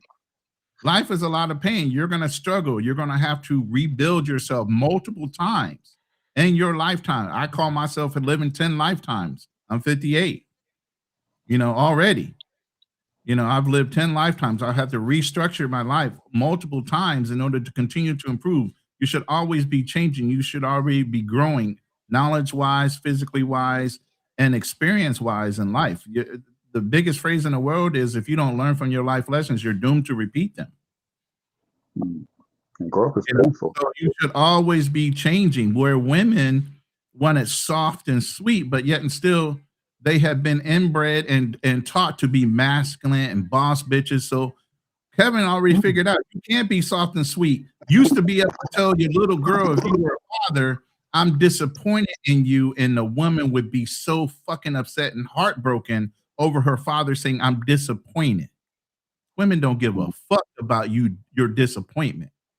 Nope. Now you really have to use a harsher language with a woman to wake them up. Especially in Western society. I'm not saying globally, because it's different. My girl here, you could say a certain thing and it would be over when it comes to her feelings. You know what I mean? But in Western society, man, these women are so hard that the only way he could get through was he had to be abrasive to catch them like, oh my God, clutch the pearls. You're supposed to respect black women. No, it's not that he was being disrespectful. He needed to be more direct to wake your ass up to thinking I'm just going to be nice because you're in our culture. And we're already taught as sons of single mothers that we need to be more cordial towards our sisters and our black mothers and grandmothers. When in fact, as a black man, you should be controlling your household. And your household means your family name, not just one house. You become the head of the house, the whole house, including your mother. Think about that for a second. Yeah. Go ahead. What's up, player? Man, what's going on with you, man? What's going on, panel, fellas? Good. I know you've been sitting through this and you were making some comments earlier about Anton and what was going on. How do you feel? What's going on with you live today? What, say again? What do you feel happened with Anton and what was said during the live today? Oh, man, Anton, he was all over the place, man. He was all over the place, but he wasn't, I find that, I'm on the same page with O to O, I think he was missing the mark. He was hitting the mark. He was just a little everywhere. You know what I mean? He didn't really, it didn't seem like he was really zeroed in on like specifics. He was just kind of chopping away. There were some things that he said that I could see where he was coming from. Then there were some other things where it's like, boy, you kind of nitpicking there. You know what I mean? I think just in the black community, especially as black men, we've gotten softer, and I come from the era where, when I take a look at my father and my uncles, they never spoke with me. They spoke to me. You understand? And those are two different conversations, because when someone's speaking to you, they're not speaking to get any opinion from you or to see how you feel about something. That's the difference when someone's speaking to you, and I think a lot of times in the black community, especially amongst men, they they want you to cater to their ears, right? So they can receive it better. You know, when I was growing up, my uncle would tell me, never tell a woman you're gonna fuck her. Tell her you're gonna make love to her because she can receive that better. You know? So I would always tell female, you know, I'm gonna make What an love to you. example to use. My goodness. Well, you know what I mean? It's an example of, you know, how people can receive certain things. You know what I mean? And you know, just based on the wording, you know. And Anton, you know, sometimes when he gets off in his feelings, you know, uh, his wording can get messy. You know what I mean? And he can get a little arrogant, and he can get a little cocky, you know. But as far as the cast that's traveling, I think he was speaking. I don't think he was speaking for cast that's like really traveling the right way. You know, you do have a group of men that are just really loud in the travel space, whether it just be traveling in general or you want to call them a passport, bro, whatever you want to call them. You know, they're just loud, right? So the squeaky wheel is going to get all the attention, right? But I say the majority of men that are traveling don't fit that category of the men that he was talking about. Yeah, but I think it's more like kind of a silent majority, though. It's like the ones that don't fit that category, being loud and whatever, you know, those guys, they don't have, you for the most part, they don't have like YouTube channels and posting all their stuff. You know what I'm saying? Like the guys that are being crazy, you know. So Yeah, but, they're not gonna. Yeah, I mean, most of the stuff you see in the travel, the negative stuff is going to get the attention every time. You know, Right. the negative Oh, stuff is, absolutely. man. But also, 100%. man, yeah, when it comes to the men, um, again, they want you to. It's like you got to cater to their ears. You know, I come from the era where, you know, the man he spoke to you. You know what I mean? Like it wasn't about, you know, hey, Putting type around. You got it direct and harsh. Because exactly, man. Life is going to give you to you direct and harsh. Wasn't gonna Exactly. be these given to you as a man. That's why I say life is pain. You either going to learn real quick or you're going to feel some pain behind your learning. Exactly, Absolutely. man. You You know, and Kevin Samuels Kevin Samuels was talking to men. Oscars ain't lying about that. You know, but it wasn't until he started speaking on the women that he started getting the attention. You know, but he was always talking to men. You know, and as I always say, man, you know, all you got to do is just be the best man. Get your life together, get your shit together, and then focus in on being the best man, and you're gonna attract the best women. Yeah. You know, but like I said, man, people, they want you to say it to them a certain type of way. Hey, Joseph, Yeah, I think I add something to you, what you were just saying. Oh. You bet. Go ahead, Oscar. Yeah, I wanted to say something to you. A player just said something, and I just thought about it. I was like, bro, not only that, like people didn't start really listening. Like, yo, like we as men, you got to really look at that. Like, does it take women to make Kobe Bryant blow up? Does it Right. take women to make Tom Brady really blow up? Like when we really start looking at people who blow up and are very popular, does it take women to do that? No, it doesn't. So that's just a check on us to be like, okay, so it took Kevin Samuels to really blow up when women came in. Where were we Right. at?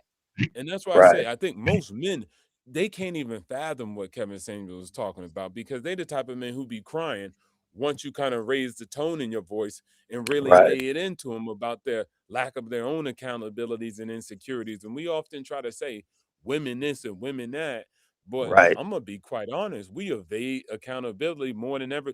We also talk about our own accountability. Doesn't mean people take charge of it. Doesn't mean people say, Mhm. okay, I accept my accountability. They're gonna probably blame Trump or Biden. They're gonna probably Mhm. blame their black skin. They're gonna probably blame something external Mhm. than their own selves, just like Adam started to blame Eve. We always push the buck. And so at the end of the day, we even saying, man, it's because when women start coming in, then Kevin Samuels, we didn't make Kevin Samuels blow up. We didn't need women. We Right. didn't make that man the king when he was still alive and he was talking to us. We should have laced him his pockets. We should have laced him with his popularity and his views and his likes in order to crown him king. We didn't need women to come in and start average at best in order for Kevin to go mainstream. We could have made him mainstream. So that was on us. Yeah, I remember when Kevin was doing he was doing live streams with the cat. What's this cat's name? Steph is cold. Man, he was doing all kind of stuff, man. You know, speaking to men, you know, and as you said, obstacles, you know, men, we got to hold ourselves accountable first, you know, and I think every man, to me, every man has had to have gone through a place in his life. He's gotten to a place in his life where he made mistakes after mistakes after mistakes. But it's not until you don't level up until you make the changes to not make those mistakes again.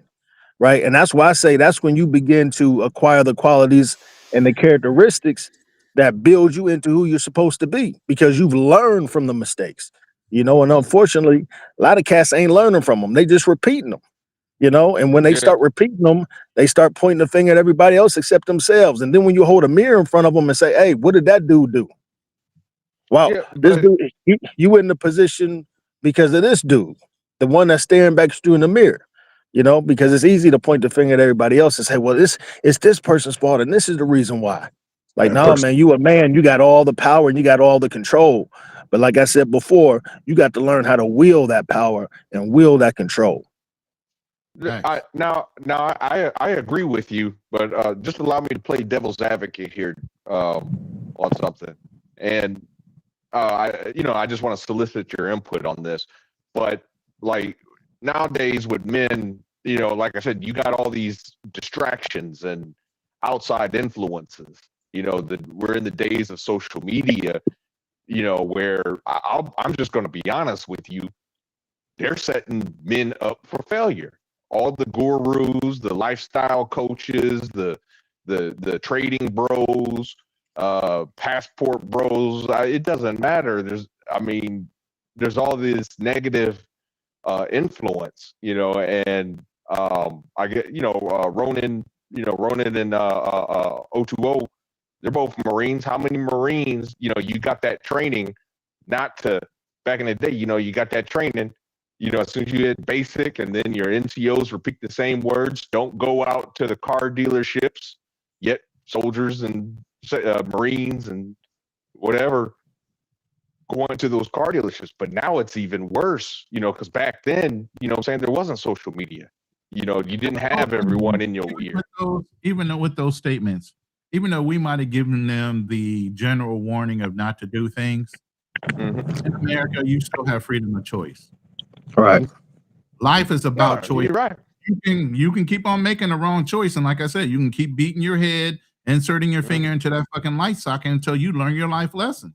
This is the problem. A lot of people don't understand and can't circumvent their life lessons quick enough that they continue to repeat the same action. And we all know what that's a definition of. Insanity. And just like I said earlier, some people you just can't help. And like I said, that's the whole point about the strongest genetics survive, right? If you want to be an incel and stay in your basement, 70% of men or whatever, that's on you. I know my genetics are strong enough. They're going to live. Well, you know, when it comes to the influencers, you know, we got to be able to separate. I said it earlier, man. You got to be able to separate the commentary from the information, right? Those are two different conversations. The commentary versus the information, right? Because I could come up here, you know, I could come up here and tell you, man, you want to, you know, you should, you know, do this, and this, but I may be a little animated, right? I may put a little extra on it, a little salt and pepper on it to get your attention, right? But all you're going to pay attention to is the salt and pepper. You're never going to grab the information, you know, but you got to have a certain ear to grab the information, right? You got to have a certain ear to extract the proper information, you know? So that goes with social media influencers and the whole nine. I mean, if we take a look at the word, well, I'm not even going to get off into that, right? But just because people have influence don't mean that they have influence on you. Because at the end of the day, we as human beings, we know right from wrong.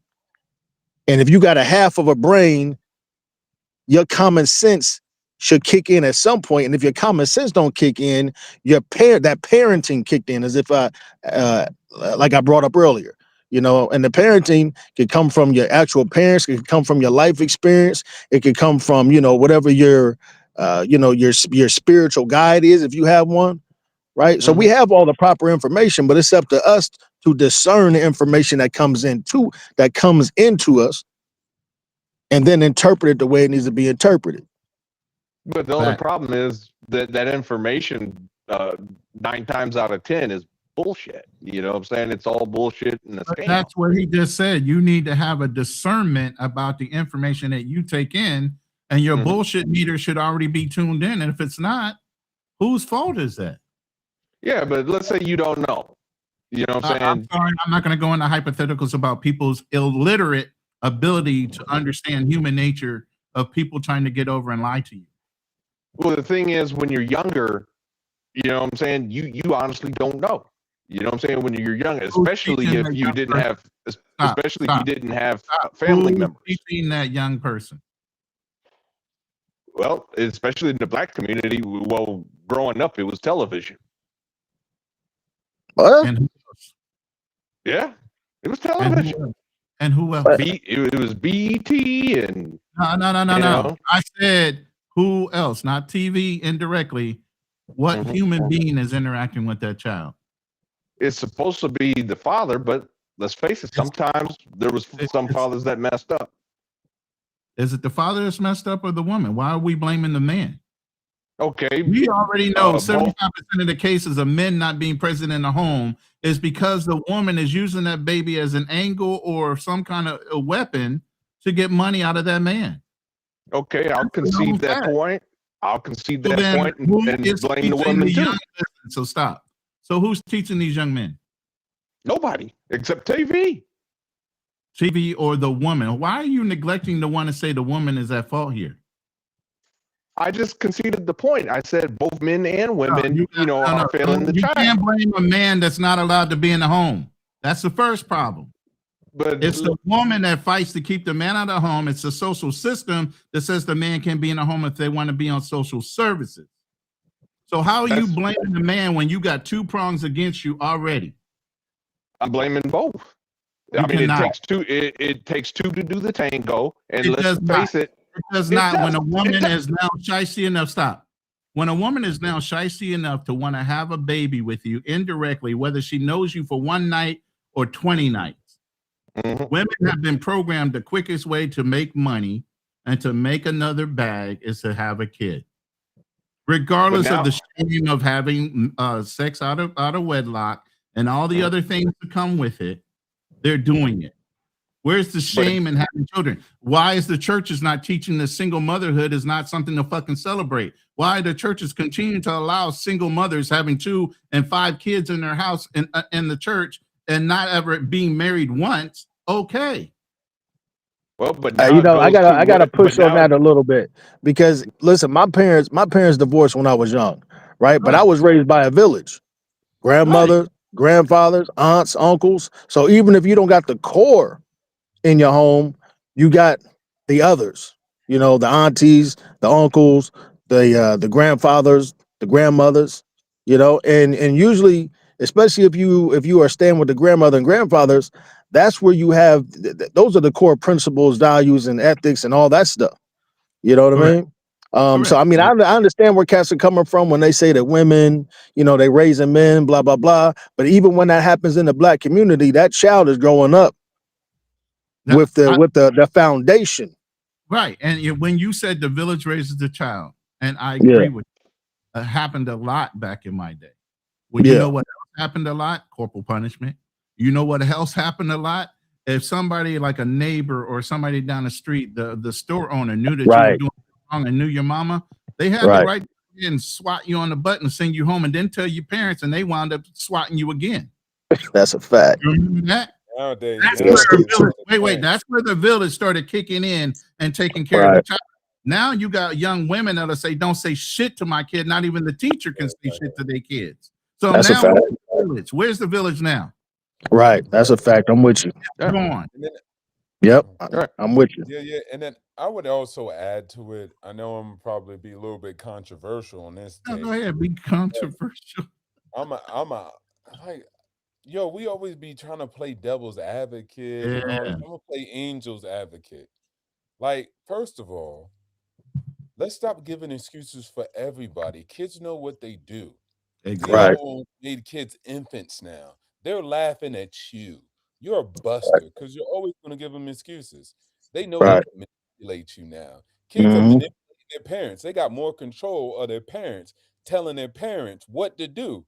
Like, I legitimately heard kids say, you're not a good parent if you don't listen to your kid about how you should rule me. Like, it's the prisoners. Kids are way smarter now.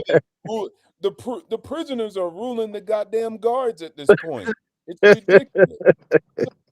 This is I life. mean, And this is the reality. And we can't take this pill about us as the people. This is the truth about it, right? Yep. It doesn't matter what parents do. Let me give you an example. Parents told y'all not to go out here and have raw sex. I bet y'all still went to go do it. They didn't teach you how to do it. They try to shun it away from you, and you still went out there and try to figure out how to do it yourself. Because guess what? You had the desire to figure out what you wanted to do, and you did it regardless of what your parents raised you on, how they conditioned you. They could try to put protections and guardrails, and you still try to exploit it, sign on the VPNs, and all the things to check out porn. So people are going to do what they want to do at the end of the day. So we always try to, what the parents do, what this do, what that, what the society, what the school system did. Look, it could have helped you or it could have hurt you, but the choice is you. Social networking could be good or you could use it for bad. The choice is yours. So I always say, we always evade accountability, even on the kids. They're making choices. They're grown and making decisions. How many times does a mother have to try to tell her daughter, you're not grown yet? And even the little kid will be like, I'm grown. We know that, right? Stay your little fast self in the house. You ain't grown. So is that the parents aren't trying to teach her to be grown. Like, yeah, you're grown. Go be a grown woman and go date older men. She's trying to stop her. But kids do what they want to do. So at the end of the day, this whole excuse, well, it's harder today. Nah, man, we ain't going through World War II. We got supercomputers in our hands. So we have all the opportunities. I just think we give ourselves so much excuses for the like you BS. said, but like you said with those computers, you just said we got computers in our hand. So now these negative influences are around you 24/7. It used to be you just you had to turn on the TV. You could turn it off, and there was no negative influence. But now there is no switch now. Positive influences. There is a switch. It only influences you negatively because if you allow it to influence you negative. You are negative. Don't try to point it's at not a case. It's not a case of being a negative or a positive person. Is sitting there. Look, Darnell, the smartphone is sitting there doing nothing. It doesn't come by that standard of toxicity. You have to open Pick it me up and look at all this search negative for what shit. you want. Here, I'm tempting you. Pick it up and look at all the negative shit, or you can look at the positive. You made the choice. Yeah. And kids are smart enough now. If they can tell you all the laws, that means they're learning. And they're learning at a faster rate because they have access to more information in that fucking phone than we ever did as we were growing up. So these And even if you are ingesting a whole bunch of negativity, you should be mature enough to understand that you're ingesting But negativity. here's the biggest point to all that. If they are that smart and they are growing that fast, that means they know what the difference between right and wrong, even as a 3-year-old. And then Listen, man, I helped raise 3 of my nieces. Yeah. You was back down. You was maybe you remember this back then. I remember all my shit. How many old black people, men and women, protest NWA? They didn't want them to come out. They linked up with white folks to try to stop NWA. What did kids still do? Go get the goddamn CDs and go behind those people's back. And that's a choice. They were burning the tapes. They was burning CDs. Like, no to NWA. Not rap, not KRS-One, But NWA specifically, they were like, no, let's not allow it. So people try to stop and save, but there were same temptations back then. The kids said, no, I'm going to listen to killing and murder and drug dealers on my personal time because that's what I want to do. Hey, Army hit the spot too. And once you go down that rabbit hole, guess what? The algorithms got you. Now they sending all that's what I was kinds of saying. shit to you. That's what I was sending all kind of shit to you that's in a negative tone. But here's the point. The point is you should know the difference between right and wrong. And if you're going to be that person that's going to be right, then you're going to shy away from that. It's called having self-control at the end of the day. Even with social media and all the choices you have, you need to be wise enough to understand you need to exhibit self-control. And you're basically making a choice as a child, which direction you want to go in life. Yes, but you learn that with experience over the course of time. But again, with the younger generation, 18, 19 years old, you know what I'm saying? And they don't know any better. 7 years old. They ain't even wait until they're teenagers, man. They 5 and 6 telling you how the laws are and what rights they have versus what rights they don't have, and how kids are saying, I'll call CPS on your ass if you touch me. So that just proves my point even further that, no, it don't. nowadays, like I said, the negative influences, now it's affecting even younger kids now.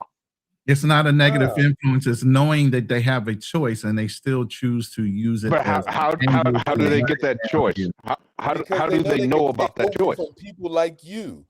They had to get it. They had to get it from somebody. And blame algorithms and blame technology, which is just an inanimate object. You're gonna blame algorithms, and then even the guy in the chat said it. The algorithms. I don't know what kids you know, but I know tons of good kids who don't use social networking for that. That's what I'm saying. You just in a different crowd, bro. Majority of kids are not going around and doing bad things with social networking. I have to disagree. I mean, shit. I mean, look at California. Look at LA.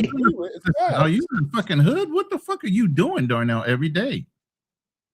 No, I'm not in the hood. Well, actually, yeah, I am in the hood now, but but still, I mean, okay, so nobody remembers all those teachers that were quitting in mass, going on, taking the social media, talking about how bad kids were, how they getting cussed out, assaulted. Everybody just forgot all that happened, right? But okay, so those Darnell, I went to school with a cat. He was thugged out. My quick, hold on, let me get this off real quick. I went to school with a cat, man. I remember this cat. It's the first time I'd ever seen anything like this. This dude, he was thugged out. And then the next summer, he came back. It's like he had done a 360. He was a completely different person for the positive. It sounded like something set, so him straight.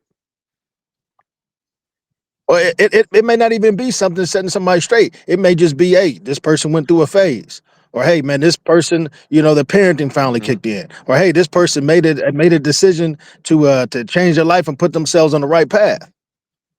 You know what I mean? So just because people are coming out one way, Darnell, don't mean that they're gonna be that way their entire life. No matter what the influence is. I never said they're gonna be like that their entire life. What I'm saying is that it definitely slows you down. Darnell, look, you're arguing for argument's sake. Look, you're arguing for argument's sake. Hold on, let me finish. You guys went to the extreme. That was another extreme. Listen, let me say why I'm saying this. When he brought up that specific point, you know what you said? Well, I'm not saying it's always going to be that way. That means they're already making choices to change. But you bring out the extreme and don't say that they have the capability of changing. Then when he says that they have a choice and they can change, you say, well, I didn't say that. I didn't say that. You're talking about one point, but you're not making it available for the other point to be a fact. And that's not what I said. And that's kind of moving the goalpost a lot. And you do that often in a negative way. Every time you come on a panel, bro, and I love you to death, bro, as a brother, but you are seriously negative. Your energy is negative. And every time you come on a panel as a devil's advocate, instead of having a positive spin to things, you put it in a negative connotation every fucking time you come on a panel, bro. Again, when you play devil's advocate, listen, and you don't have to play devil's advocate on everybody's panel you jump on. Read the room, bro. This is not that room. Okay, well, let me Play ask you a devil's question. advocate in a negative room. But just Well, like the brother just brought up Army, he just said quarter zip trend is gaining momentum. I can tell you right now, my granddaughter makes a choice, a conscious choice every day with all the social media and everything else to be the person that she is. She doesn't want to be like what these girls in social media are saying. The young woman that I'm with right now made a conscious choice with social media and everything else and high teen pregnancy in the Philippines. She's made a conscious effort to go against what society and social media says to be a different person. People are making choices every day. Just because the negative information is there, don't mean that they feed off of it or do it.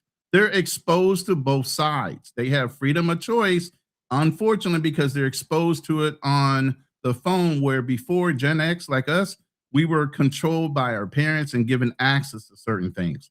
Now, the minute a kid has a phone, they have access to 100% of all the information, whether we want them to or not.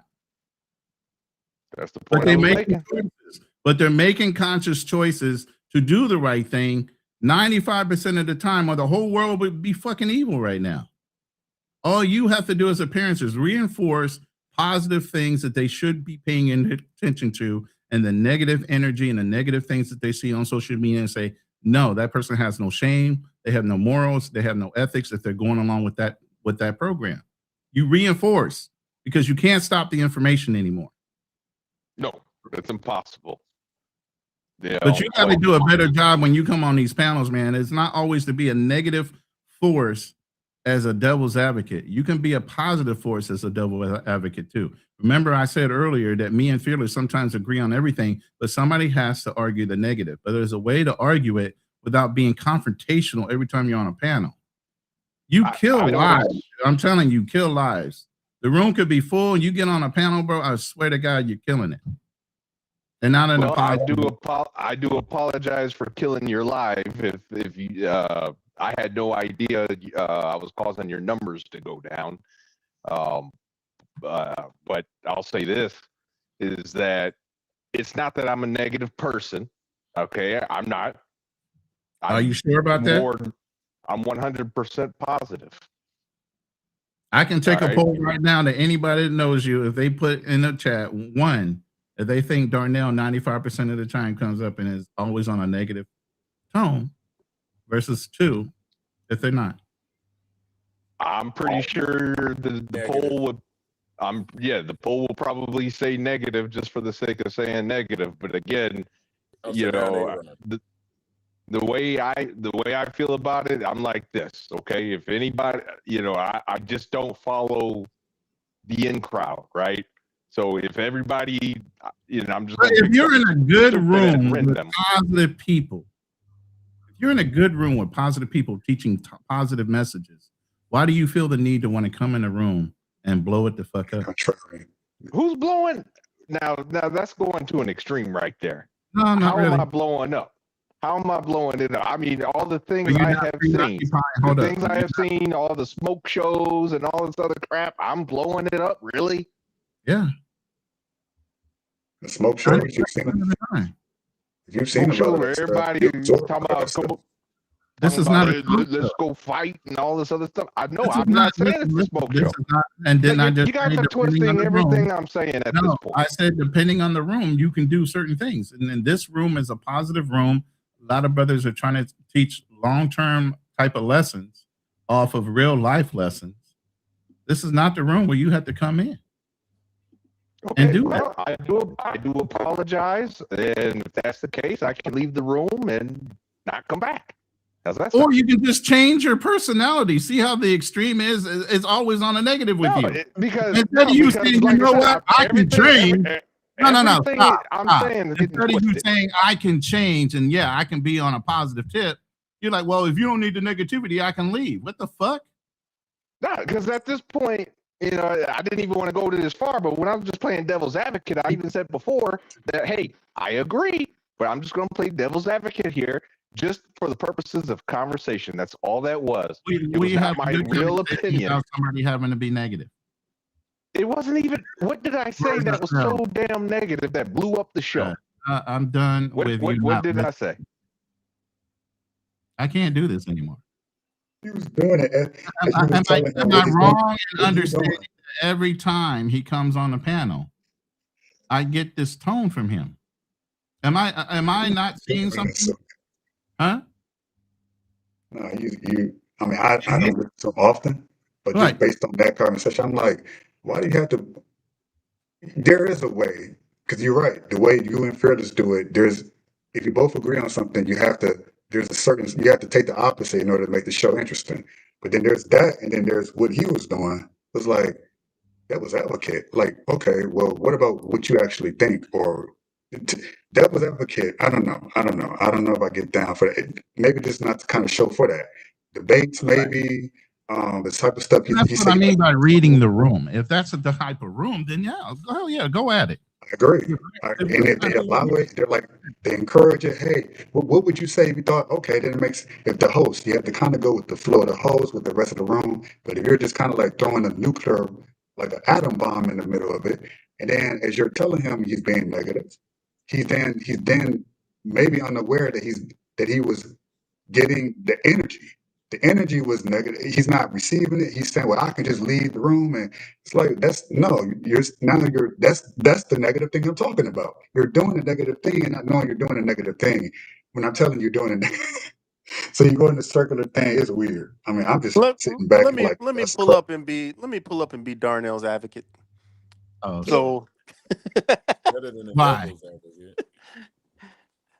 Hey man, we know Brother Darnell. You know he has his moments. So maybe he's on one tonight. So we're gonna give him some grace.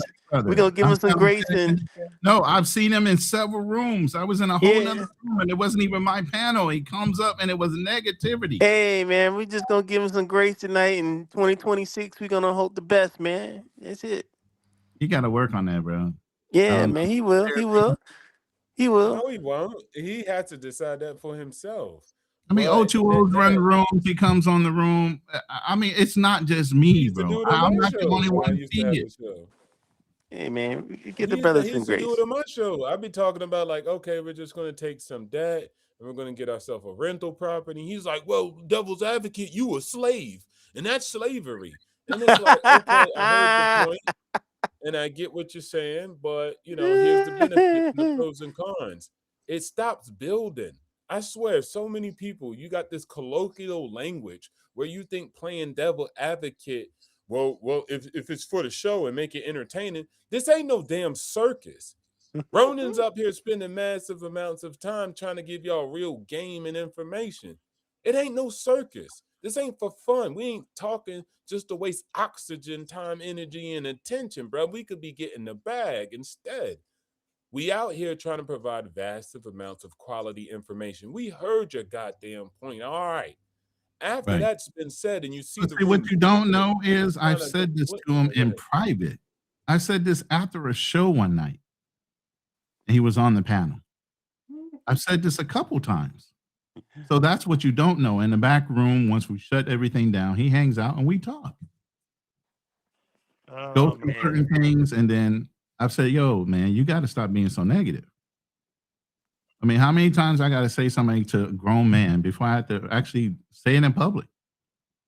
There's going to be patterns you know about certain people. If I come up here long enough, often enough, you're going to notice certain things about myself that if you were to point it out to me, I have a choice. Either I'm going to accept it and work on it, or I'm going to deny and deflect from it.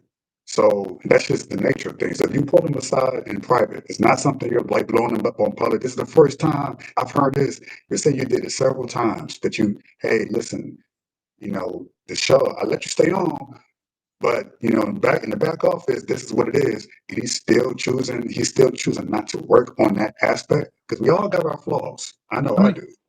But if you choose not to do it, then it's like, okay, dude, the energy, it can kill the vibe. You know what I'm saying? I believe in you, Darnell. 2026, Darnell. Stop. Now, look, let me say this. On Lions Den, we had a certain topic. We actually had B-Dub pull up. Now, B-Dub. He'll come in the room and blow it up and insult everybody on the panel. Do you know he flipped around? I think you were in the room that day, Drew.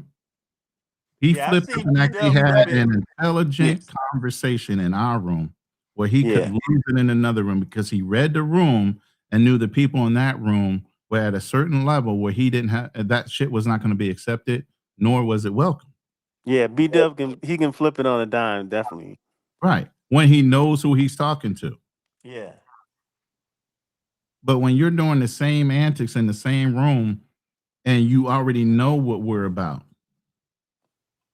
it gets old, man. I can't keep on doing this year after year, bro. And like I said, our channel's going to change. What we will and will not tolerate is going to change. A lot of things are going to change, man.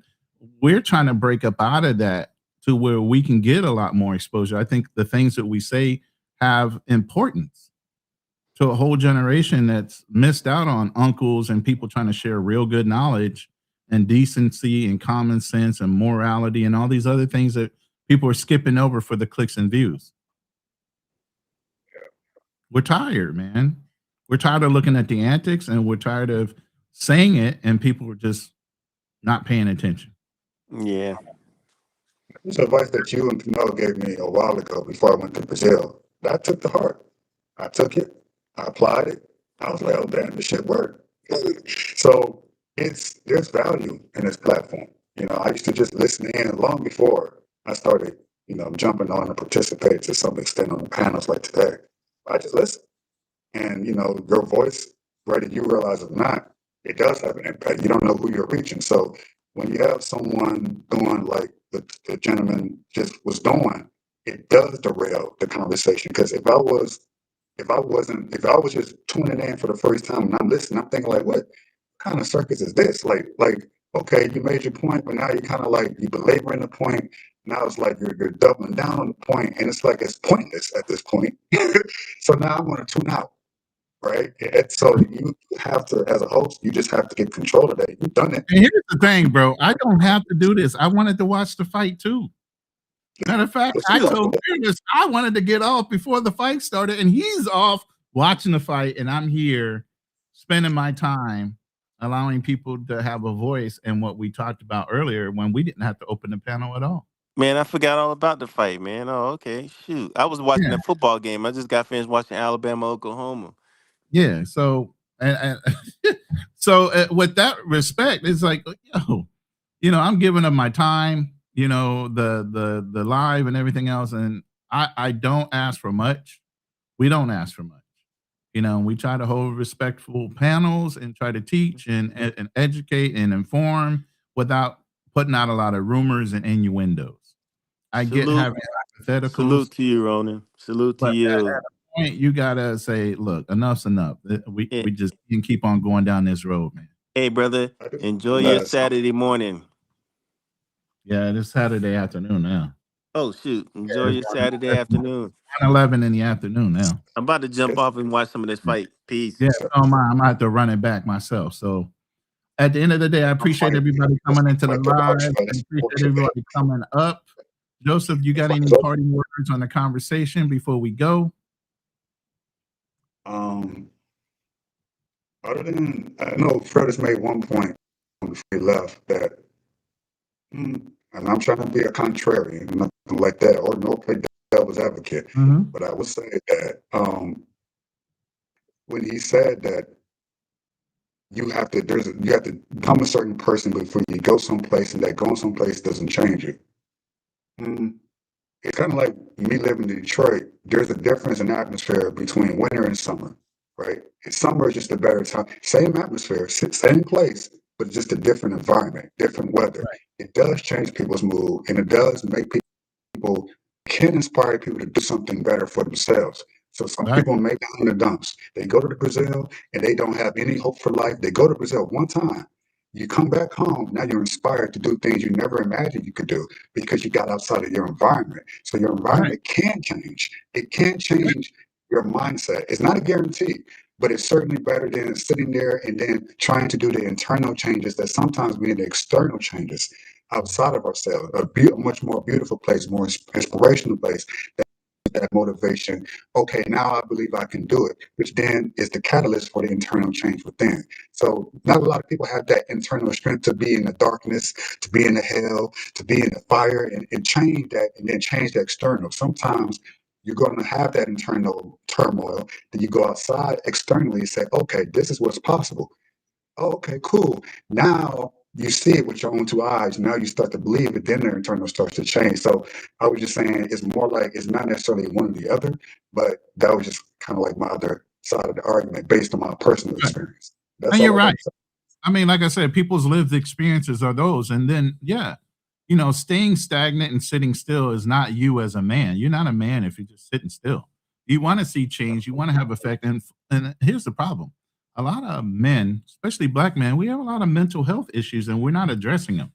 We don't know how to unwind. We feel like we always need to be on guard, even around our ladies, because we can't even relax around them. Because if they find out the truth, all of a sudden they'll throw that shit in your face too, as if it's a weakness, even though they need self care. They go out and get their nails, their hair done. They go to the spas. They do all those things for their own self help. Then when you start asking as a man that you need something like that, they start looking at you sideways. What you need self care for? What you need massage? What you need a You're, man to yeah, you're supposed to be a robot. You're a machine. No, you're not a machine.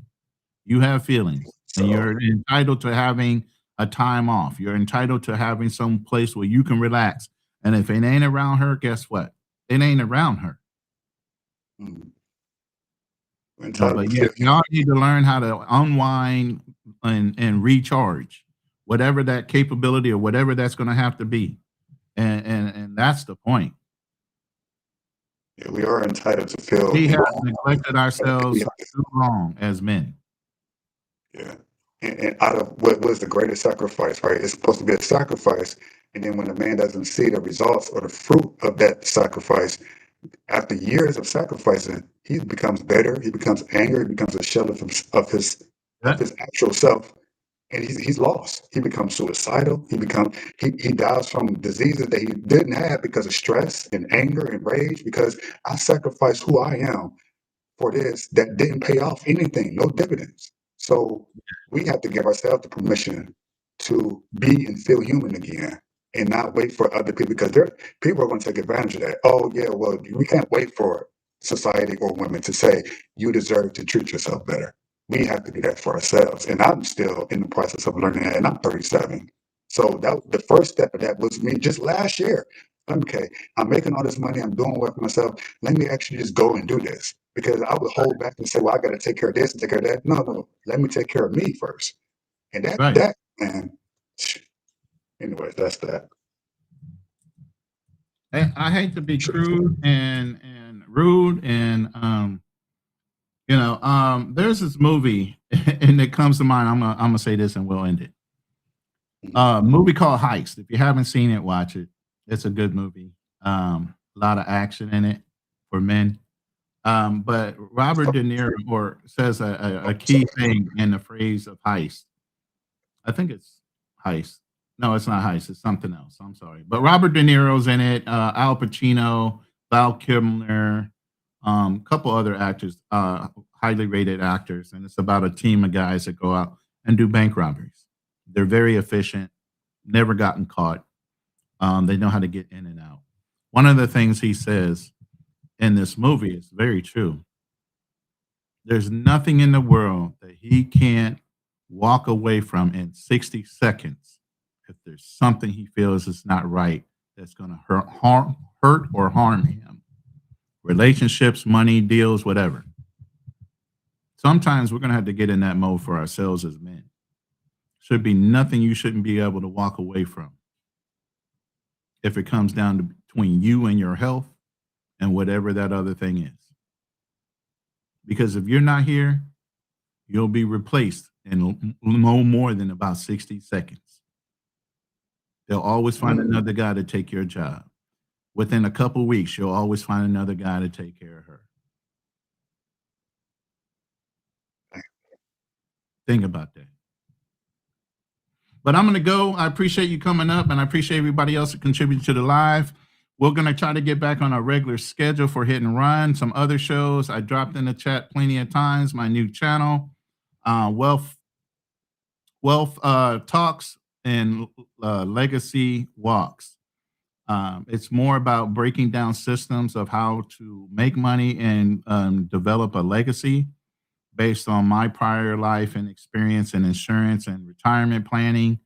And then also I will have other people come on the live that also talks about their skills and what they did in order to strategize their retirement and how they were able to retire comfortably or get into the mode of being able to retire when they're ready. Other than that, that's it. I'm out. Appreciate you, brother. And I am ending live. Huh? When is that show? When is the next show? I don't know. We're gonna have to find out. I got to get with Fearless, and we're gonna try to get on a schedule before January, and we'll have a regularly scheduled day. We used to do Wednesdays at lunch, Fridays with Lions Den, and Thursday night for. We got to get back on a schedule. I'm talking for the wealth, the one you just spoke on. Oh, that one is already out. Let me go ahead and drop that back in the chat again. That's my favorite topic. Yeah, I want to do some lives with obstacles as well, because he's into the exercise. So I want to get with him, and we're going to do some lives and Fearless with some of the things he's done to prepare himself for his retirement. Sorry, I'm trying to download the link.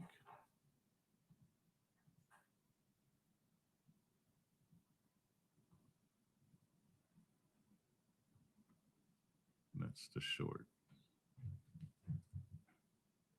I think one of these days I might, well, maybe, I don't know. I'm kind of like apprehensive, but drop some knowledge about how to make money in trading, like trading futures. I would love to have you come on the show and we can talk about that, on your strategies and what you use as far as there's definitely a way to it. Doing your research to make the choices on what you're picking on stock and futures. But that's the link right there. Hit the link. Appreciate you if you guys subscribe. I got one short in there right now. I'll be adding some more this week. And I will be talking to you guys later. I'm out.